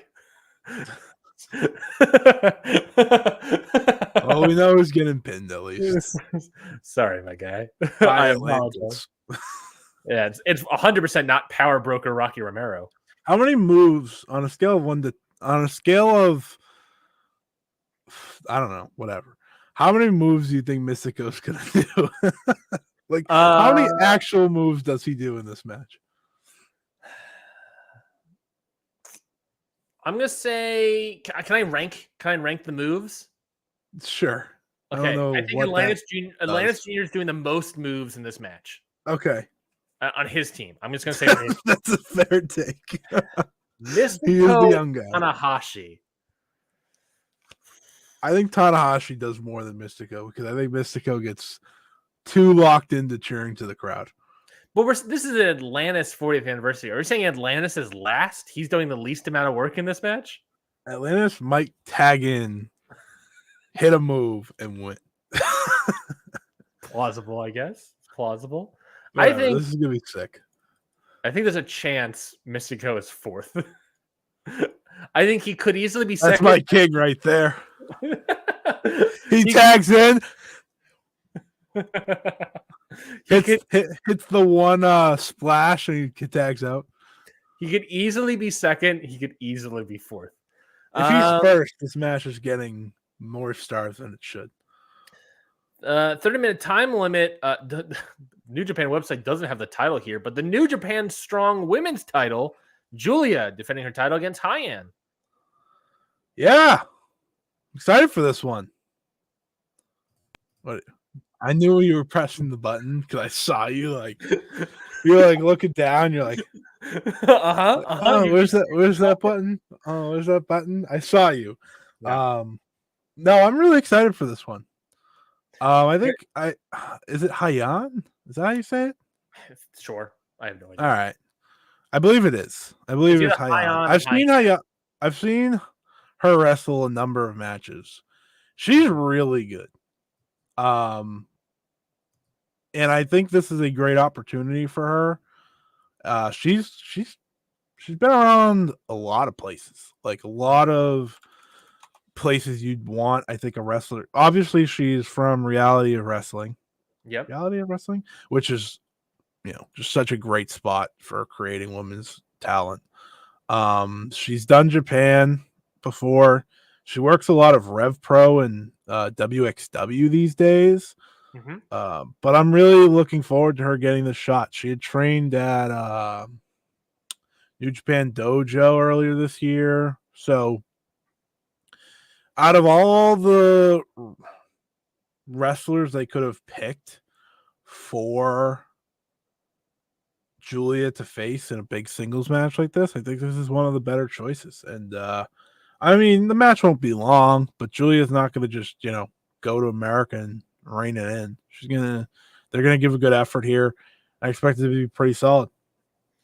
Yeah, I think that's my one complaint about Julia is that she hasn't learned the Mystico ways of not reining it in. Or rather, arguably most of the Stardom roster has not learned that. We talked about it last week. They're struggling to rein it in. Tam has. That is it. Tam's figured the formula out, and she still got hurt. So I guess she hasn't figured it out. That was different though. She tried to lift Natsuko Tora and Lista landed on her knee, and injuries happen. Yeah, but yeah, no, I think Julia. If Julia goes full Mystico in this match, it's getting 4 stars. I would love that. Tag team match here with the New Japan Strong Openweight Tag Team Champions, El Phantasmo and Hikuleo, Gorillas of Destiny 2.0, versus Monster Sauce, Alex Zane and Lance Archer. What do I got to do to get Lance Archer to join New Japan? I don't know, man. They popped him up on Dynamite this week, and I was like, if they put him in another Battle of the Belts match, I'm going to fight someone. It felt likely. It felt plausible. They did not this time. I want to ask you this question, and I want to answer this question. I appreciate it. Yeah. That's what makes us a great team. What is the match disparity between Lance Archer's AEW matches and his New Japan matches? How many matches in New Japan do you think he had? How many matches do you think this year? This year, I think he's had 7 more matches in whichever one's higher. Perfect. Which one do you think is higher? New Japan. You will be incorrect, sir. I do not believe you. He has wrestled 4 times for New Japan this year. This show, Fighting Spirit Unleashed, is number 5. In AEW, he has wrestled 7 times this I year. do not believe that. All right, timeout. I'm looking. Here's who he's wrestled in AEW. You're not just wrong. to prove my point. After this jerk. After what this jerk said to me. He's faced Bryce Saturn, Jack Banning, Cody Chun and Guillermo Rosas, Bryce Cannon, Trent Beretta, Orange Cassidy, and Barrett Brown. And I want everyone to know that out of all those matches, only 2 of them have exceeded 5 minutes. Shout out to Jack Banning. I'm rooting for Monster Sauce. They're not going to win, but I'm rooting for Monster Sauce. Yeah, that's fair. That's pretty fair. I would love Monster Sauce to get the win, but I think Gorillas of Destiny are here, 2.0 are here to stay. What do you think Monster Sauce entails? If it was like an actual sauce. Have you played Breath of the Wild or Tears of the Kingdom? No. You've never played those games? No. I'm shocked. No. Scotty. I said no. Here's me on that Spider-Man game. That's what matters. This podcast is taking too long. So I just counted up all of Lance Archer's matches from AEW this year. Yeah. 28 minutes and 32 seconds. Stupid. How much money do you think Lance Archer to wrestle for less than 30 minutes in a year? Hopefully enough. He deserves it. But he deserves real matches. Strong Openweight Championship. I'm taking over the preview. Eddie Kingston defends against Hanare. Mm-hmm. This should be solid. I think this match screams a Ryan Knightsey special. Big Hanare guy. I'm not a big Hanare guy. Big Hanare guy. Whoa.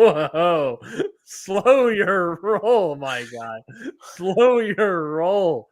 I don't think I've ever said I was a big Hanare guy.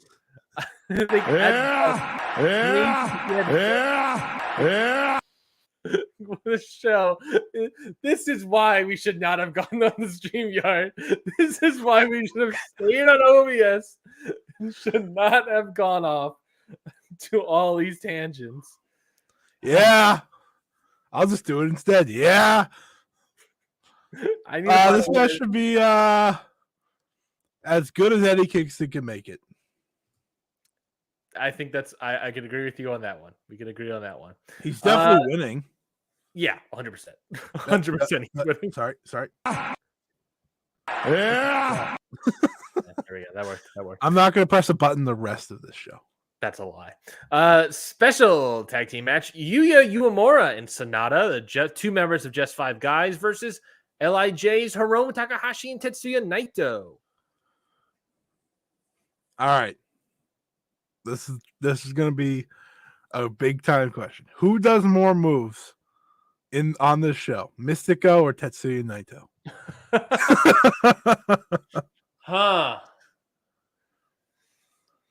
Who or Sonata? I'll throw Sonata into that. Yeah, we could throw Sonata in there. Who does more moves in this match? Sonata. I think the over for Tanahashi, by the way, on all of them. I think Tanahashi's working. He's in a 8-man tag. Yeah. I think he's working the heat segments. Yeah. Sonata and Naito, who's working more? I don't know. I think Yuya's working a lot on this one. And I don't know. I think Yuya's getting eating the pin here too, by the way. I don't think Hiromu is a champion, right? Sonata's a champion. Unless Sonata and Naito are trading falls. I doubt it. But I would doubt that. Yeah. Uemura comes in for Just 5 Guys. Immediately loses. Starts losing his matches. takes the pin. Hey, he can join the club like Yoda Tsuji and Shota. Congrats. Main event of this show, Fighting Spirit Unleashed, never open weight title match. Tama Tonga versus Shingo Takagi. I don't know how this is going to go, quite honestly. Shingo, he's going to be great. We all know this. We know this for facts. Tama Tonga, I don't know. I also don't feel like Tama Tonga's gimmick works in America of like the crowd. I don't think he's got the crowd connection in America that he has in Japan. So I don't even know if that's going to work. He has to like wrestle up to Shingo's style, and Shingo moves quick and fast, and Tama purposely slows things down like he's Michael Oku. So I don't I don't know how this one's gonna go, folks. It's not gonna be as good as This is a weird card. It's a weird card. It's not. Is it better or worse than Destruction of Ryogoku? I think Destruction of Ryogoku looked like a better card. I think that had a stronger high point going in, but this has more balance and less Bullet Club, which makes it better. There's no David Finlay. There's still War Dogs, but not as many. Only two War Dogs. Because on that show, it was like either House of Torture or the War Dogs in every fucking match. There's no House of Torture on this show either. Of course there isn't. They don't leave Japan. They never leave. The day Evil comes to America is the day he becomes the biggest heel in professional wrestling officially. Evil! I've been waiting for that one to be used since we uploaded it. Oh, no one's ever going to listen to this show again.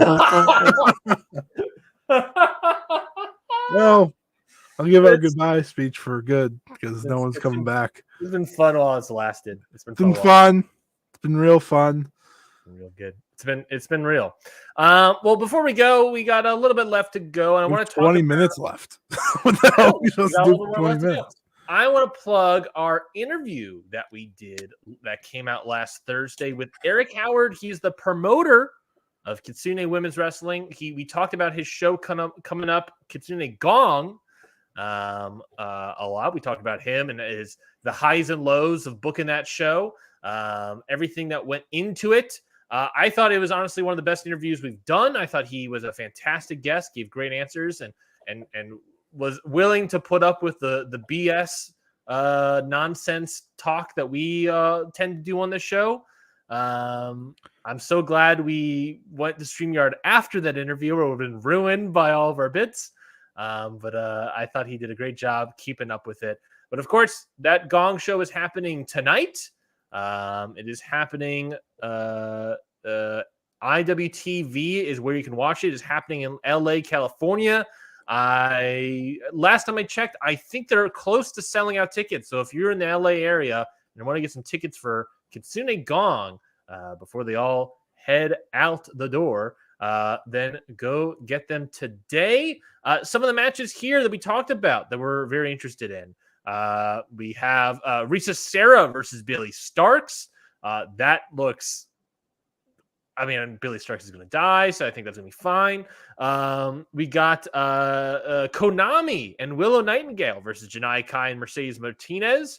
And we have, for the Kitsune World title, Dark Sheik versus Tei Hanma versus Unagi Sayaka. Again, we talked about the show a lot in the interview, so go check out the interview. But, of course, check out Gong tonight on IWTV. Scotty, talk to us. How do you feel about this card?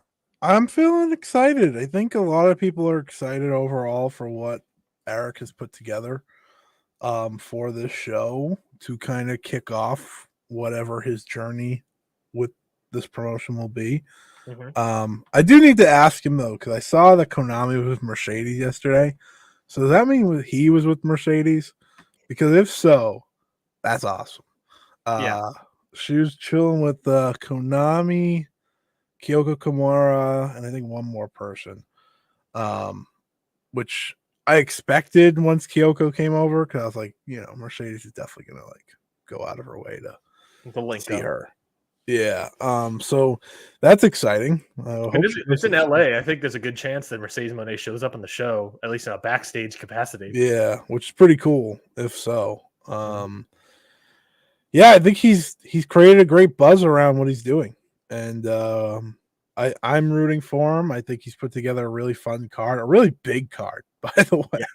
Yeah, I was looking at it, I was like, this is a lot of matches. He talked about how like he might have went overboard for the first show, but hey, it's the first show, to me, go big or go home, 10-match card here, and 10 most match of them are card. singles matches. Yeah, like that's fun. I rather singles matches than big tags. Yeah. How That's often always do we my get preference. these big, monstrous tag matches all over the place? I'll take this. The crazier part is a battle royal on this show. Yeah. Plus all the singles matches. But I think everyone should go check out the show. It's on IWTV. If there's a match you're looking for, or a match that needs to sell you into the building per se, I think it should be Risa Sarah and Billy Starks. But I think Konami can get you there too. Konami's first non-stardom / Sukeban appearance, I guess, but this is her first announced appearance outside of Stardom. And she's in a match with Willow Nightingale, Janai Kai, and Mercedes Martinez. That's pretty sick. So yeah, definitely go out of your way to check this out, because I think this is the beginning of what should be a really, really cool promotion run by Eric and Eric. It's just Eric. he made that perfect. I almost said and company. No, I think you made it perfectly clear that it is just Eric. Yeah, that it is just Eric.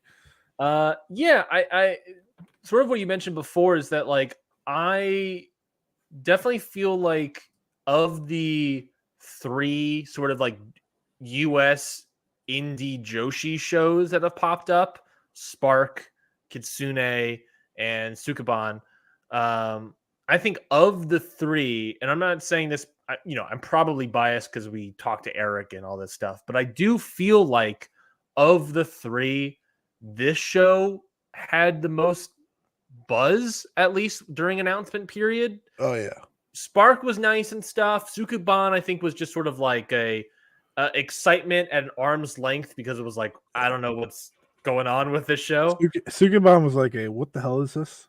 Yeah, and then Kitsune popping up on IWTV too. That feels legit.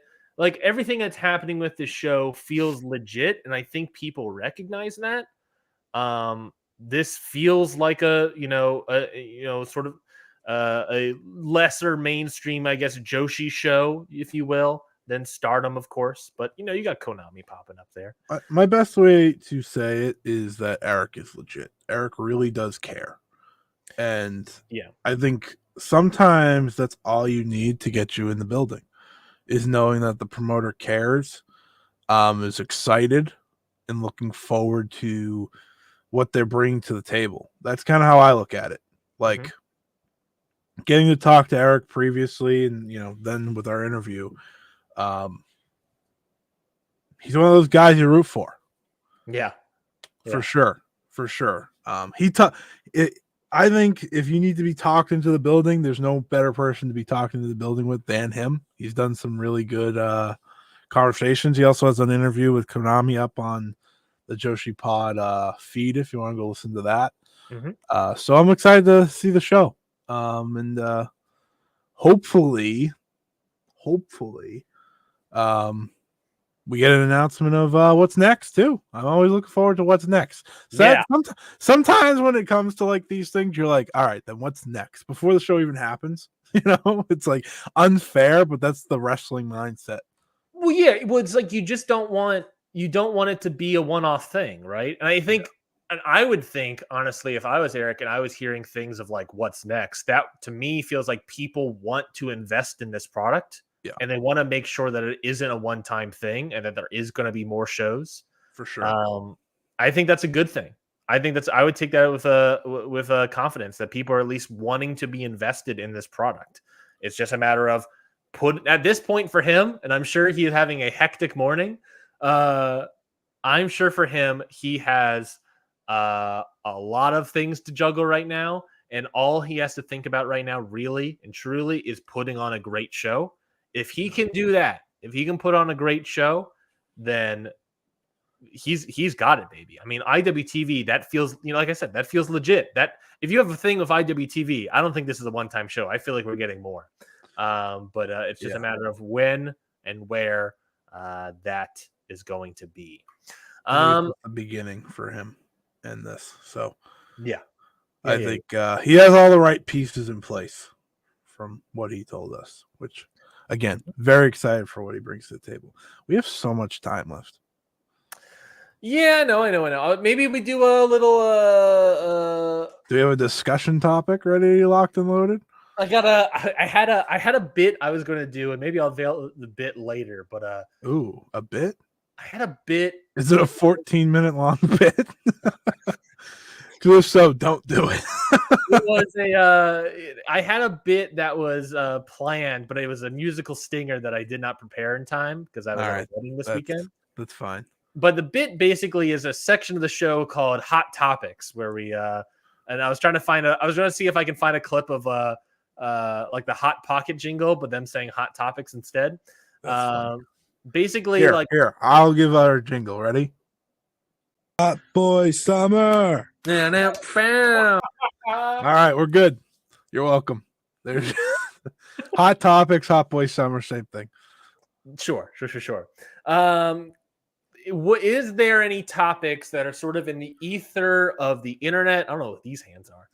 Ether of the internet, or talking points that you've been wanting to get out, hot takes that you may have, or thoughts about things that are happening on Twitter that you want to talk about.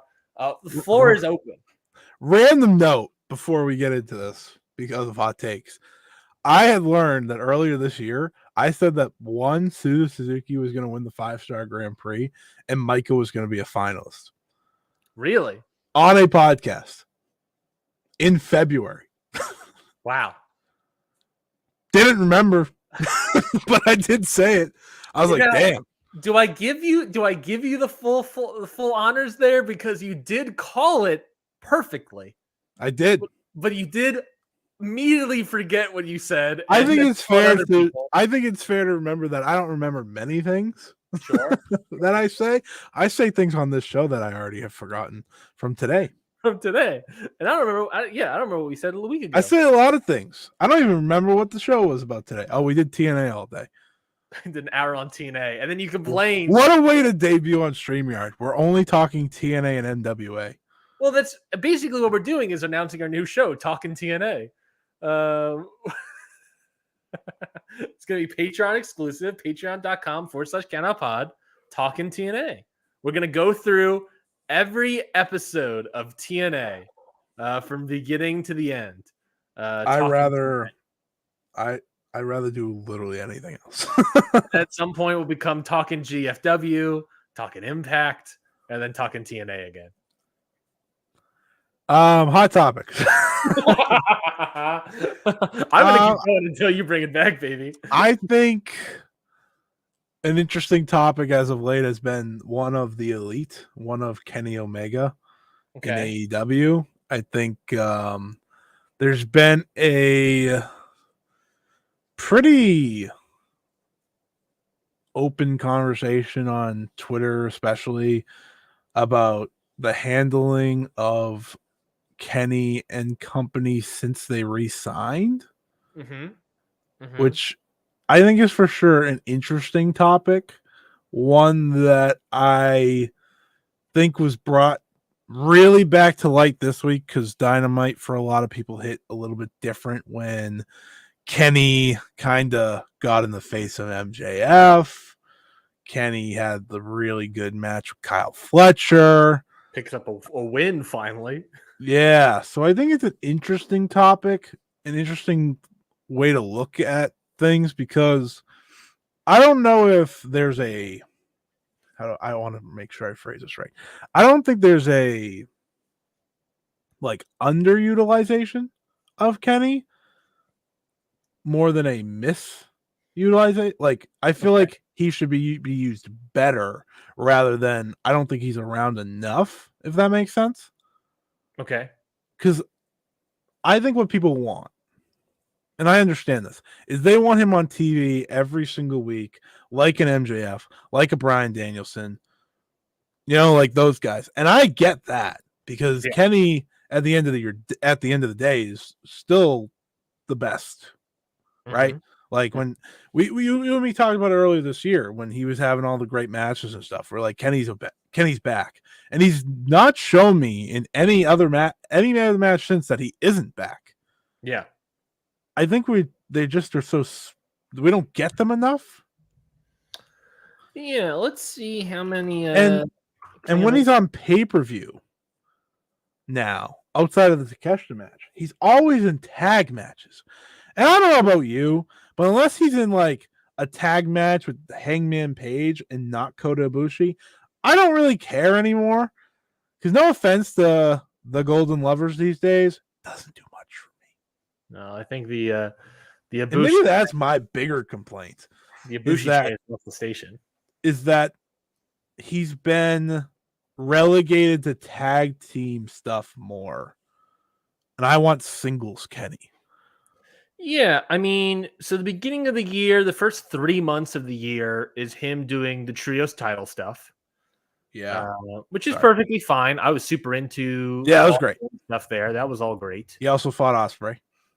He then his first singles match of the year was Vikingo.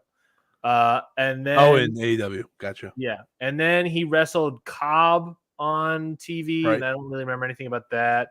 Him and Takeshita wrestled the Butcher and the Blade, and that was kind of the start of this whole current storyline. Yep.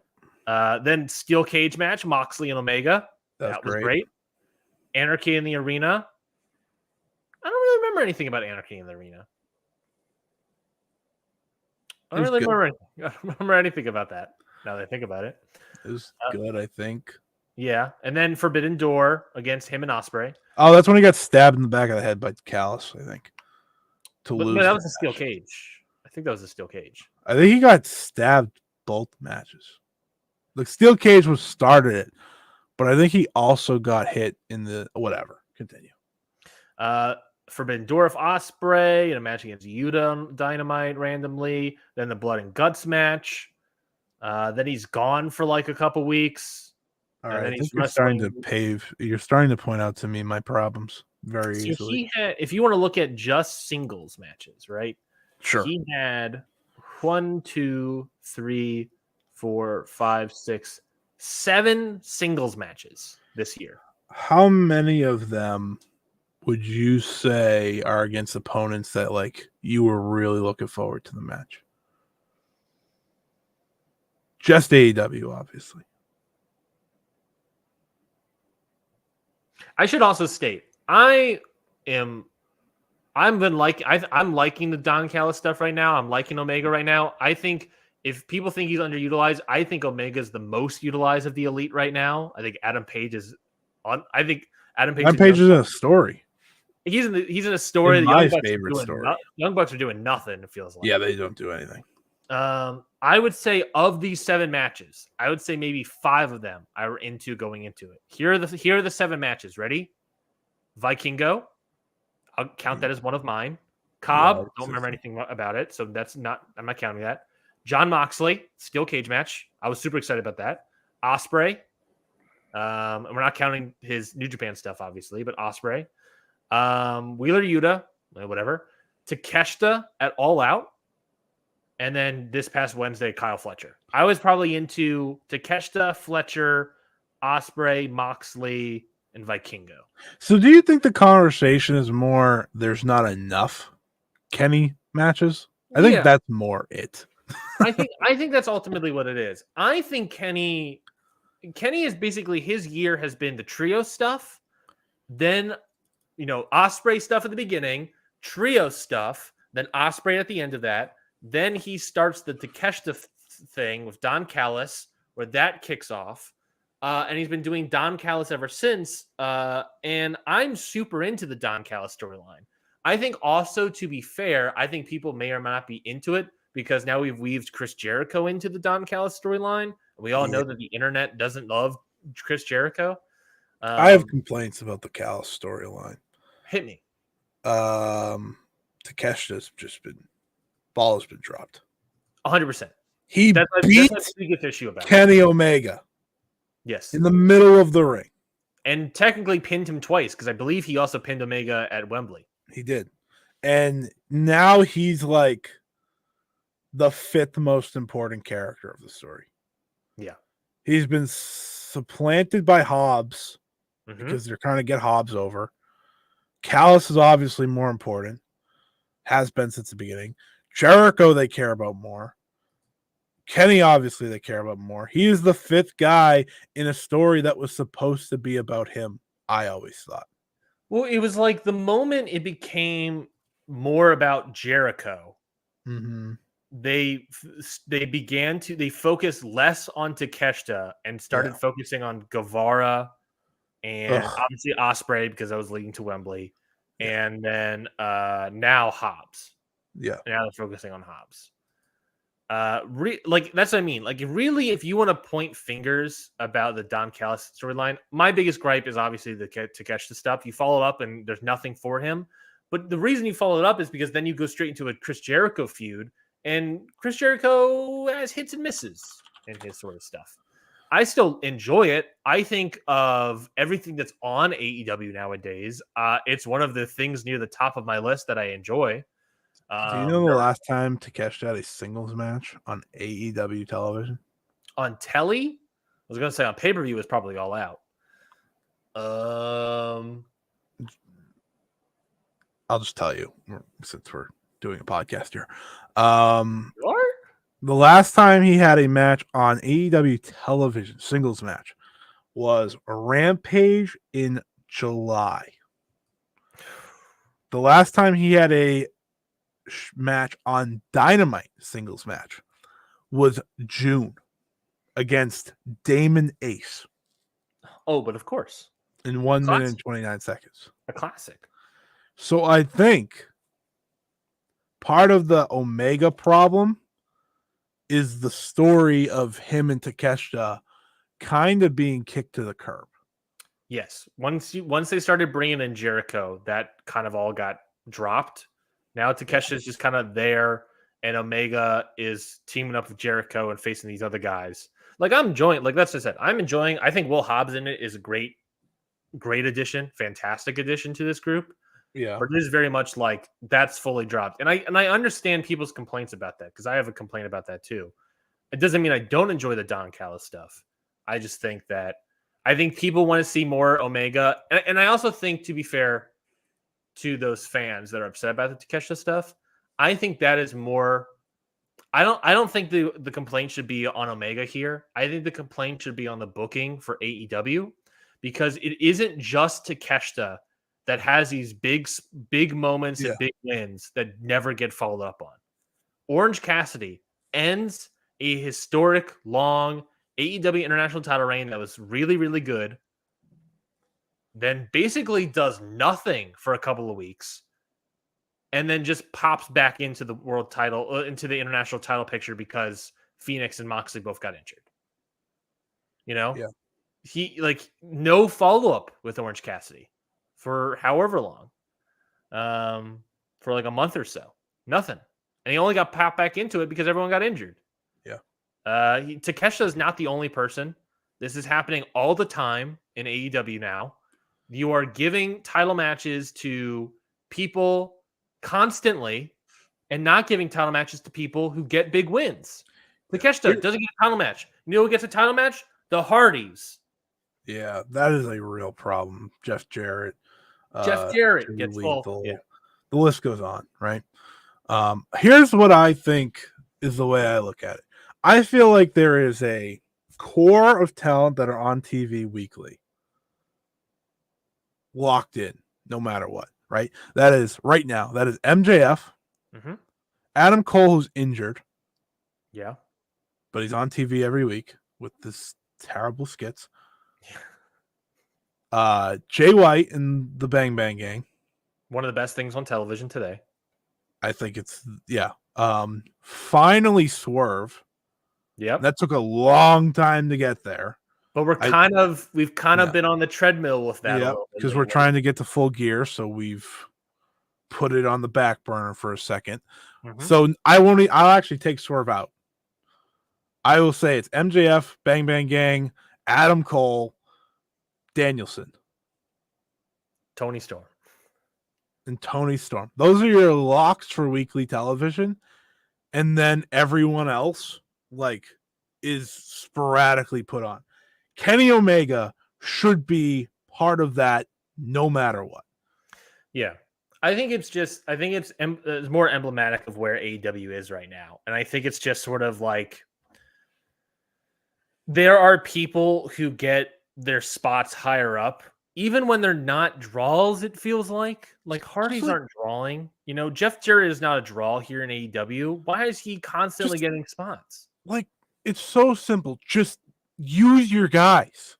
Use your guys, not the roster. I mean, your A+ performers. Put Daniel them out Garcia there every week. is floundering. Oh, he's floundered. Yeah. This guy has been wasting away for a year now. Ever since Jericho kept him in his group. This guy's best friend is a Little Mermaid. That's how bad of a flounder he is. Is that a good joke? That was a good one. Thank you. He is someone who should have been on that level, but instead we went with Sammy Guevara. Mm-hmm. That's disgusting to me. I don't get it. Jericho clearly won whatever battle it was, whether it was behind the scenes or not, of keeping him in his group, just for at the end for him to pretty much get screwed. Yeah.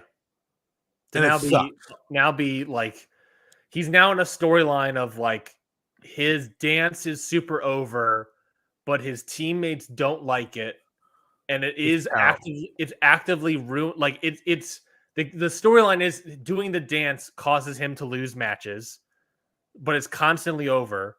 So it's almost like he has to go back to being a pro wrestler and stop doing the dance. The thing that is also over. Yeah, I fear is now more. I fear the dance is more over than the whole "you're a wrestler" chant. Absolutely, that remains to be seen. But that's how I feel. There are some misses with this company right now. Mm-hmm. That even many, I'll say. Absolutely. Even when the Danielsons of the world and the Swerves and the Jay Whites pretty much making weekly shows good. Watchable even. I think those are your MVPs right now. Yep. But there's just so many things that are questionable. Yeah. And it's passed by because the pay-per-views sell well. That, Full Gear's almost sold out. Mm-hmm. But they can't pack the TV shows because the TV, we're reaching a point, and this is some people may not like this. We're reaching a point with AEW television where if you miss it, it's like missing Raw and SmackDown. Yeah. You didn't miss anything. Yeah. Yeah, you might have missed a great match. Matches happen all the time. Well, I would argue that great matches in AEW are becoming less and less. I would definitely agree with that. There's still a lot of really good matches. Yeah, I'm throwing out 3.5 stars left and right. But there's not a lot. I haven't thrown out a 4-star in forever. Well, maybe that's a bad example. There was a 4-star recently that I really enjoyed. Yeah, I was gonna say. I think there was a few good TV. But before that, overall, it was a very long time. Overall, I think you're right, and I think that's part of that's part of the conversation that you can miss it because you're not getting those great matches as much anymore. I used to be, the whole Freakazoid gimmick that was bestowed to me, right, was started because I loved AEW. I was so on board with it, obviously. But it was a show that I would actively be excited about every single week. Yeah. And now I'm at the point of like, if I skip, I'll still watch it, obviously, because I still want to watch. I still want to watch You're it. still a freakazoid. I'm still a freakazoid at heart. But I'm not really excited for it anymore. Right. I could skip it. I can skip it and watch it Thursday. Rampage, I'm consider dropping completely, even though most people have already dropped it. But for someone that used to watch Rampage a lot more, I'm just like, there's nothing really here anymore. I am so behind on Collisions. It's insane. I'm like 4 episodes behind on Collision. Which is so the way I watch AEW now is so Dynamite, I'll watch it at like 10 p.m. when it's all over because I'm just busy doing stuff and don't feel the need to watch it live. Though I've never felt the need to watch it live. That's just a me thing. Yeah. Don't do commercials. But even so, I don't rush to watch it. Yeah. Rampage, I will not watch unless there's something I need to watch, like a Mystico. Yeah. And then Collision, this is how Collision has gone for me. I went from making sure I was watching it, shout out CM Punk, to the night of, to I'll get around to it maybe. Yeah. And even when I do watch it, I skip half of it now because they put so many just like enhancement matches. Yeah. And it's like, I don't want to watch enhancement matches. That's not what AEW is supposed to be. Like, instead of doing enhancement matches to fill time, like, you're only filling 2 hours. Like, use the wrestlers on your roster to put on good matches. Like, just roll out Lance Archer in a real match on that show. Not an enhancement match. Put him in there against someone cool, and I won't bat an eye. You know, it's like, it's not that hard. You would but think. It sure feels that way. Like, you don't need to worry about Ring of Honor, right? Like, you're not booking that show and protecting people on that show. So you don't have to worry about like that overtaxing and ruining Collision. I've seen those cards. That's the reason I don't watch Ring of Honor. You know? I actually have heard that Ring of Honor is getting better, but I'm still not watching it. Well, the core roster, like, isn't it's yeah. I'm not going on my way to watch Ethan Page. If like Cat Buck. Like, if I want to watch Athena and Billy Starks' things, guess what? They post the whole thing online. I just don't care for the amount of producers. Filler. I don't care for the amount of producers that have all these storyline stuff.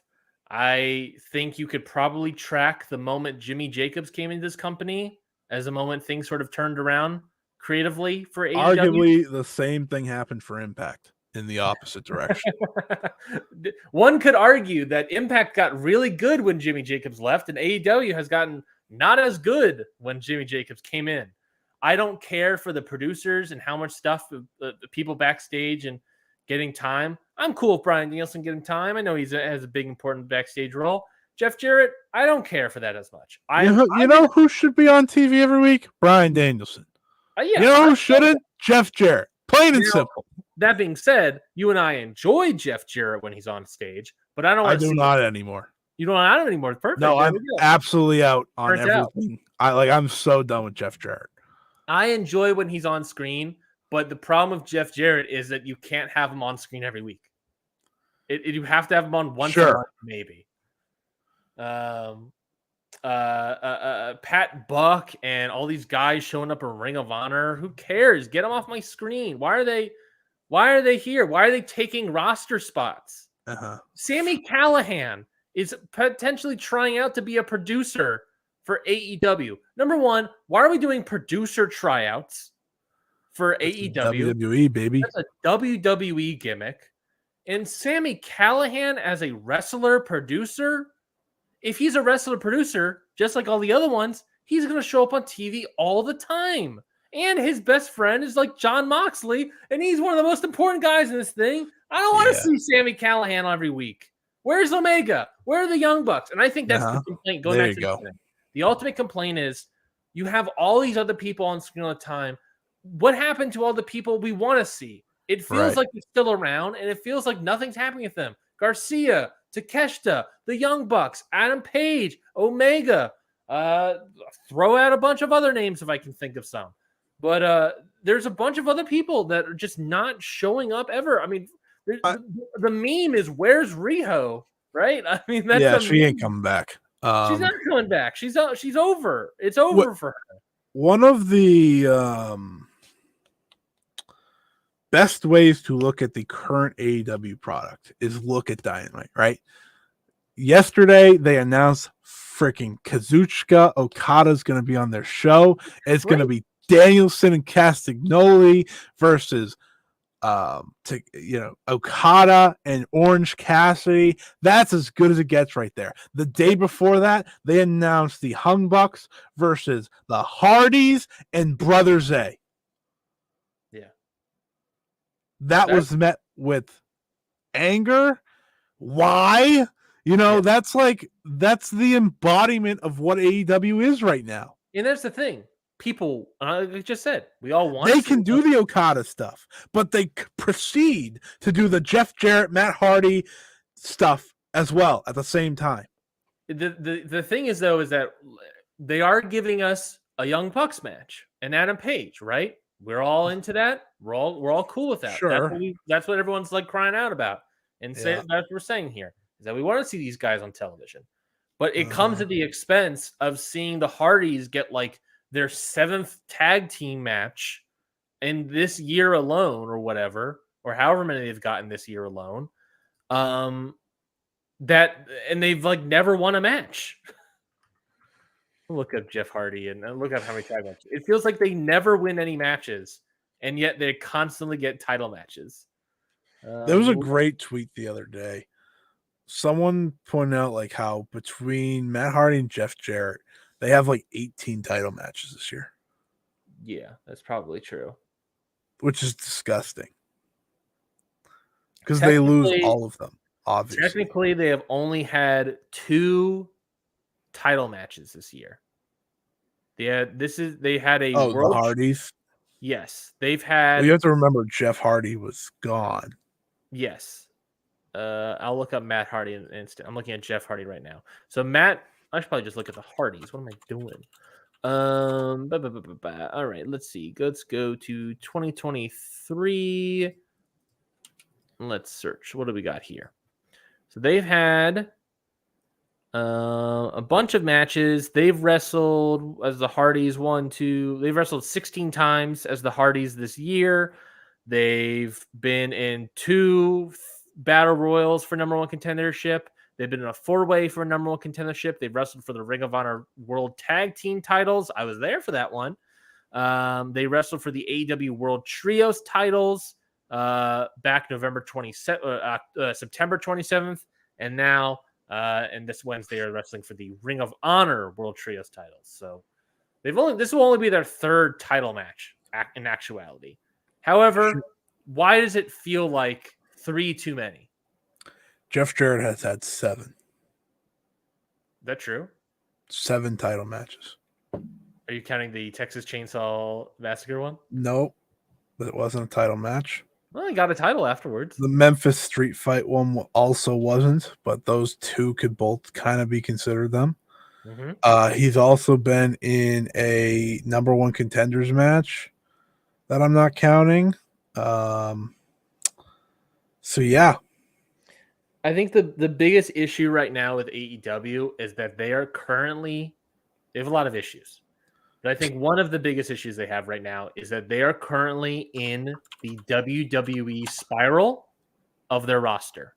And by that, I mean the spiral of everyone complaining about where are specific people. Yeah. You want to play a game?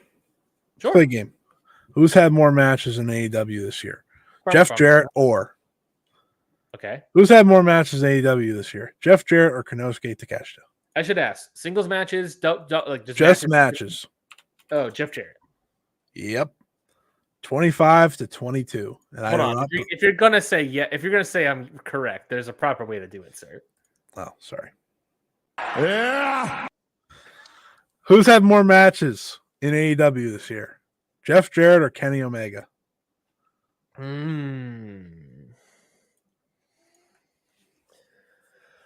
I want to say it's close. I'm gonna say I'll say Jeff Jarrett. Yep. 25-21. So it's close. It's close. That'd be crime. Who's had more matches this year? Jeff Jarrett or the Young Bucks? No, Jeff Jarrett. Yep. That one's easy. That one's super easy. Who's had more matches in AEW this year? Jeff Jarrett or Bryan Danielson? Jeff Jarrett. Danielson was injured a lot. Yep. Yeah.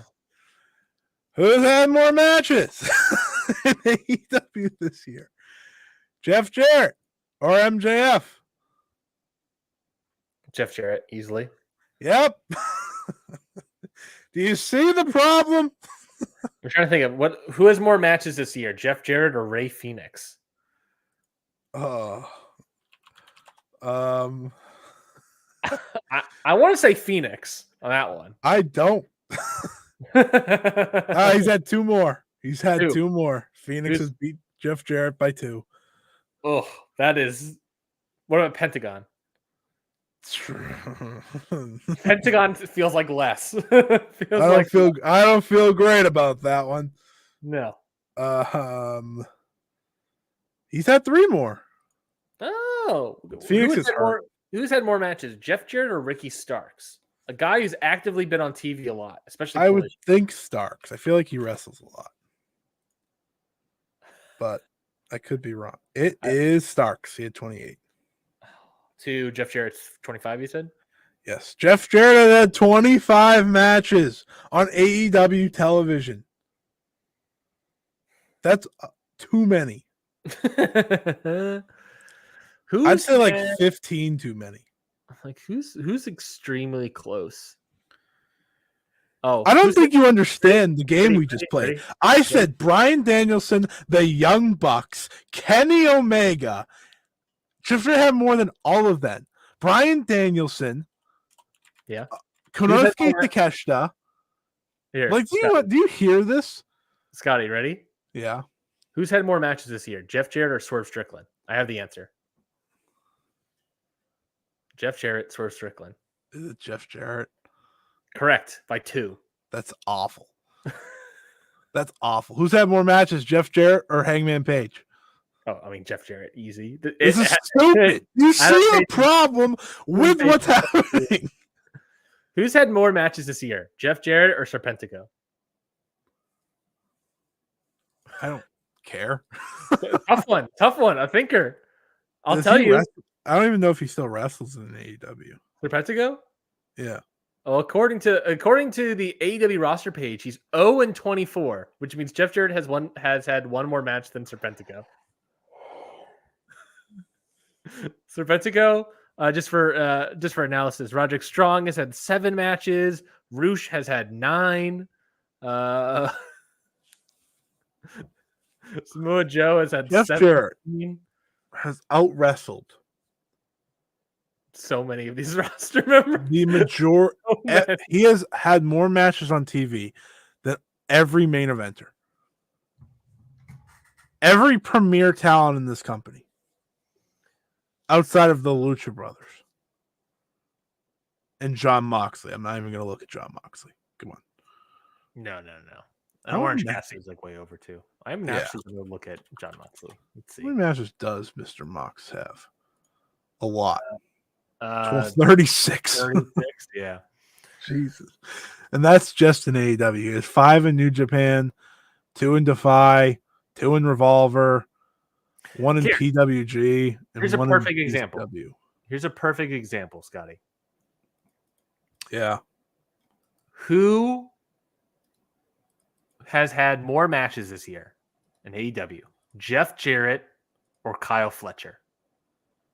Before you give your answer, who do you think Kyle Fletcher is overexposed, underexposed? It sounds like we agree that Jeff Jarrett is overexposed. But do you think Kyle Fletcher is over or underexposed?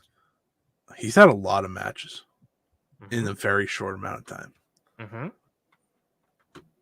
Is he over? Is he overexposed or he has more matches? He might be a little overexposed. Okay. Does he have more or less matches than Jeff Jarrett? Less. Trick question. He has 25 matches. On AEW television? Correct. That's insane. According to the roster page. He's had the They same amount of just matches as signed. Jeff Jarrett. They haven't been signed that long. All right. So the consensus here is they don't use their main eventers enough. Unless your name is MJF, Jay White, or Bryan Danielson, or John Moxley.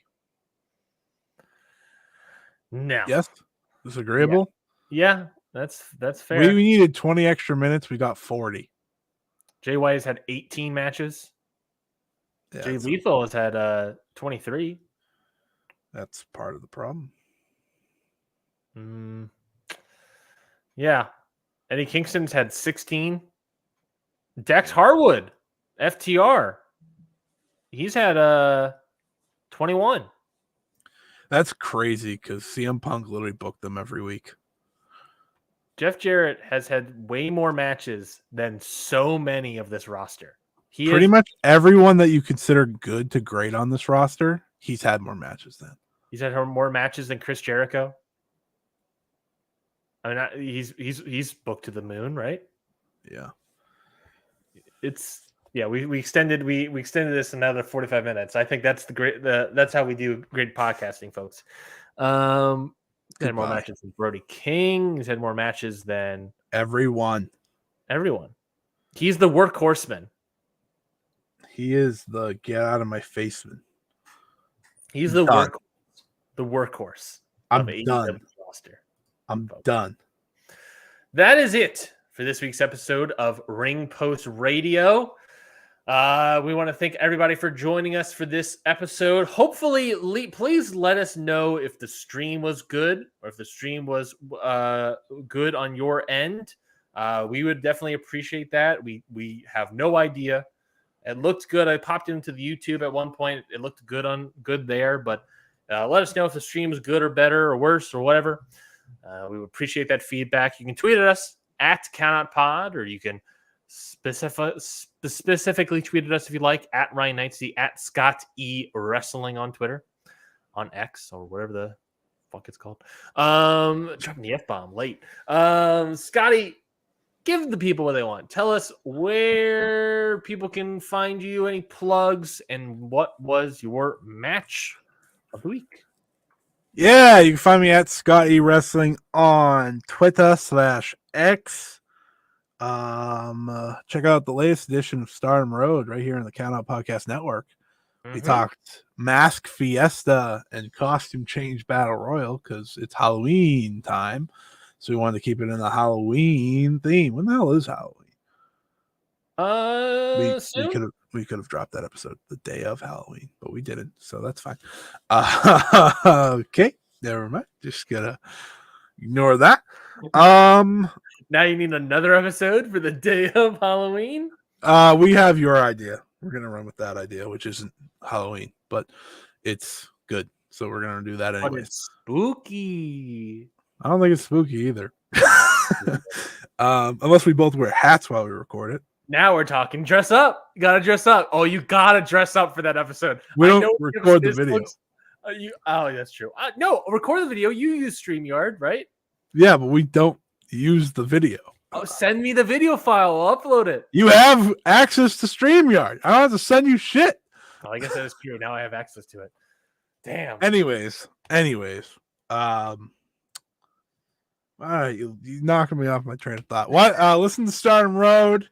I put up actually free on YouTube a video on the Fight Game Media YouTube channel, a video about the state of Stardom yesterday, because I saw a lot of people talking about it. They had their roughest Cork and Hall number this past week since pre-restrictions easily.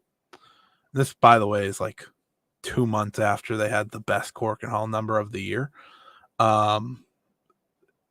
and I talked about the ups and downs, what to do the rest of the year. So if you're interested in that, go check that out. That's free on YouTube. It's like an hour and a half long. That's also with Trent if you want to hear me and Trent talk about it. And yeah, I have an interview coming out this week, but since it's not done yet, I'm not going to say who it's with because I don't like to jinx things. So keep an eye out for that. That'll be over on Fightful. Yes, I understand. I'm in a lot of places at one time. Match of the week. Yume Oyagi versus Kento Miyahara from All Japan. Yeah, I gotta check that out. I gotta go watch that. It was that good stuff, as Kento often does. Had to have been. I was at a wedding this past weekend, so what I did is I loaded up the old Lucha Blog Google Drive and downloaded a bunch of videos. Nice. So I watched from June. Nice. The World CMLL World Trios title match, Atlantis Jr., Star Jr., and Volador Jr. winning the titles off of Mephisto, Hechicero, and Euphoria. Man, I feel like I need to be on brand. My match of the week is Mystico versus Rocky Romero. Now, come on. Yeah, now we're talking. That match, if you recall in the history, the lore of Los Infernellos or whatever it's called, that's the one where they break up. That's the one where Hechicero was like, screw you guys. I'm going home. So that's that match. I give it 3 3/4. I thought it was really, really good. Before we end this, what are we talking next week? That's a great question. What are we talking next week? We're talking not Turning Point. I'll tell you that much. We are talking Fighting Spirit Unleashed. Reviewing that show. We're talking that's on Friday, right? Saturday. Fuck. Saturday. Same. I know. You were Lone Star Shootouts on Friday. Yeah, you were planning on watching the NWA show on Saturday, but no, Fighting Spirit Unleashed is happening. So sorry, Scotty. Lone Star is the 3rd, right? Yeah. Oh no, that's the 10th. It's the 10th. Yeah, sure. So we're not going to be talking about Lone Star. We'll be talking about Fighting Spirit Unleashed. We'll be talking previewing Power Struggle for New Japan as well, previewing Crown Jewel for WWE, and whatever else happens in the week of professional wrestling. I just need to know how much I need to watch because I will not be watching a lot of wrestling this week. Well, you really just got to watch Fighting Spirit Unleashed. We can't. Boys got to put your boys got to put the suit back on. A suit back on. Yeah, Spider-Man suit. Oh, perfect. Well, speaking of suits, I do want to make it clear before we get to it. Literally, I am 3 weeks to my wedding day. Yes. I am very close to getting married. What weekend is that again? I get married on the top of my head. The 11th, which is right. Saturday. Okay. Veterans Day. So, and to celebrate our veterans, we'll be. Do I need to replace you that week? You can replace me. Either there will be no show. Basically, that's what I'm saying. There's a no very show. good chance there will be no show. It's either no show or Scotty put something together. Do not know, but at me the putting least, something together again. We'll find out. You can pull some strings. I'm gonna get I don't know. I was gonna name some random wrestler, but get SP3 back on. I saw I got a notification on the stream. Yeah, that'd be fun. We can get him back on. What is that week? Is there like a big week of wrestling? If there's nothing to talk about, I'm not doing it. Well, it's a pretty big week. So that's 12th episode. I won't be on at all. That's the Full Gear preview, isn't it? That's a Full Gear preview. That is Lone Star Shootout review. And whatever else is happening, but that's the Full Gear preview. Brother. Yeah. So we'll talk about Full Gear probably on the 5th, you and I, and whatever they have announced at that point. One match, probably. They're not doing Collision that Saturday. What was the result of that? It's on Friday. Oh yeah. Are they going head to head to SmackDown? Is that what they're doing? Yeah. Oh, sorry. Yeah. That's gonna be a fun one. It's gonna be a fun day. Yeah. So I'm not gonna be the 12th. We'll talk about Full Gear. That's crazy. Yeah, but we'll obviously be there for Full Gear. Time came out of nowhere, huh?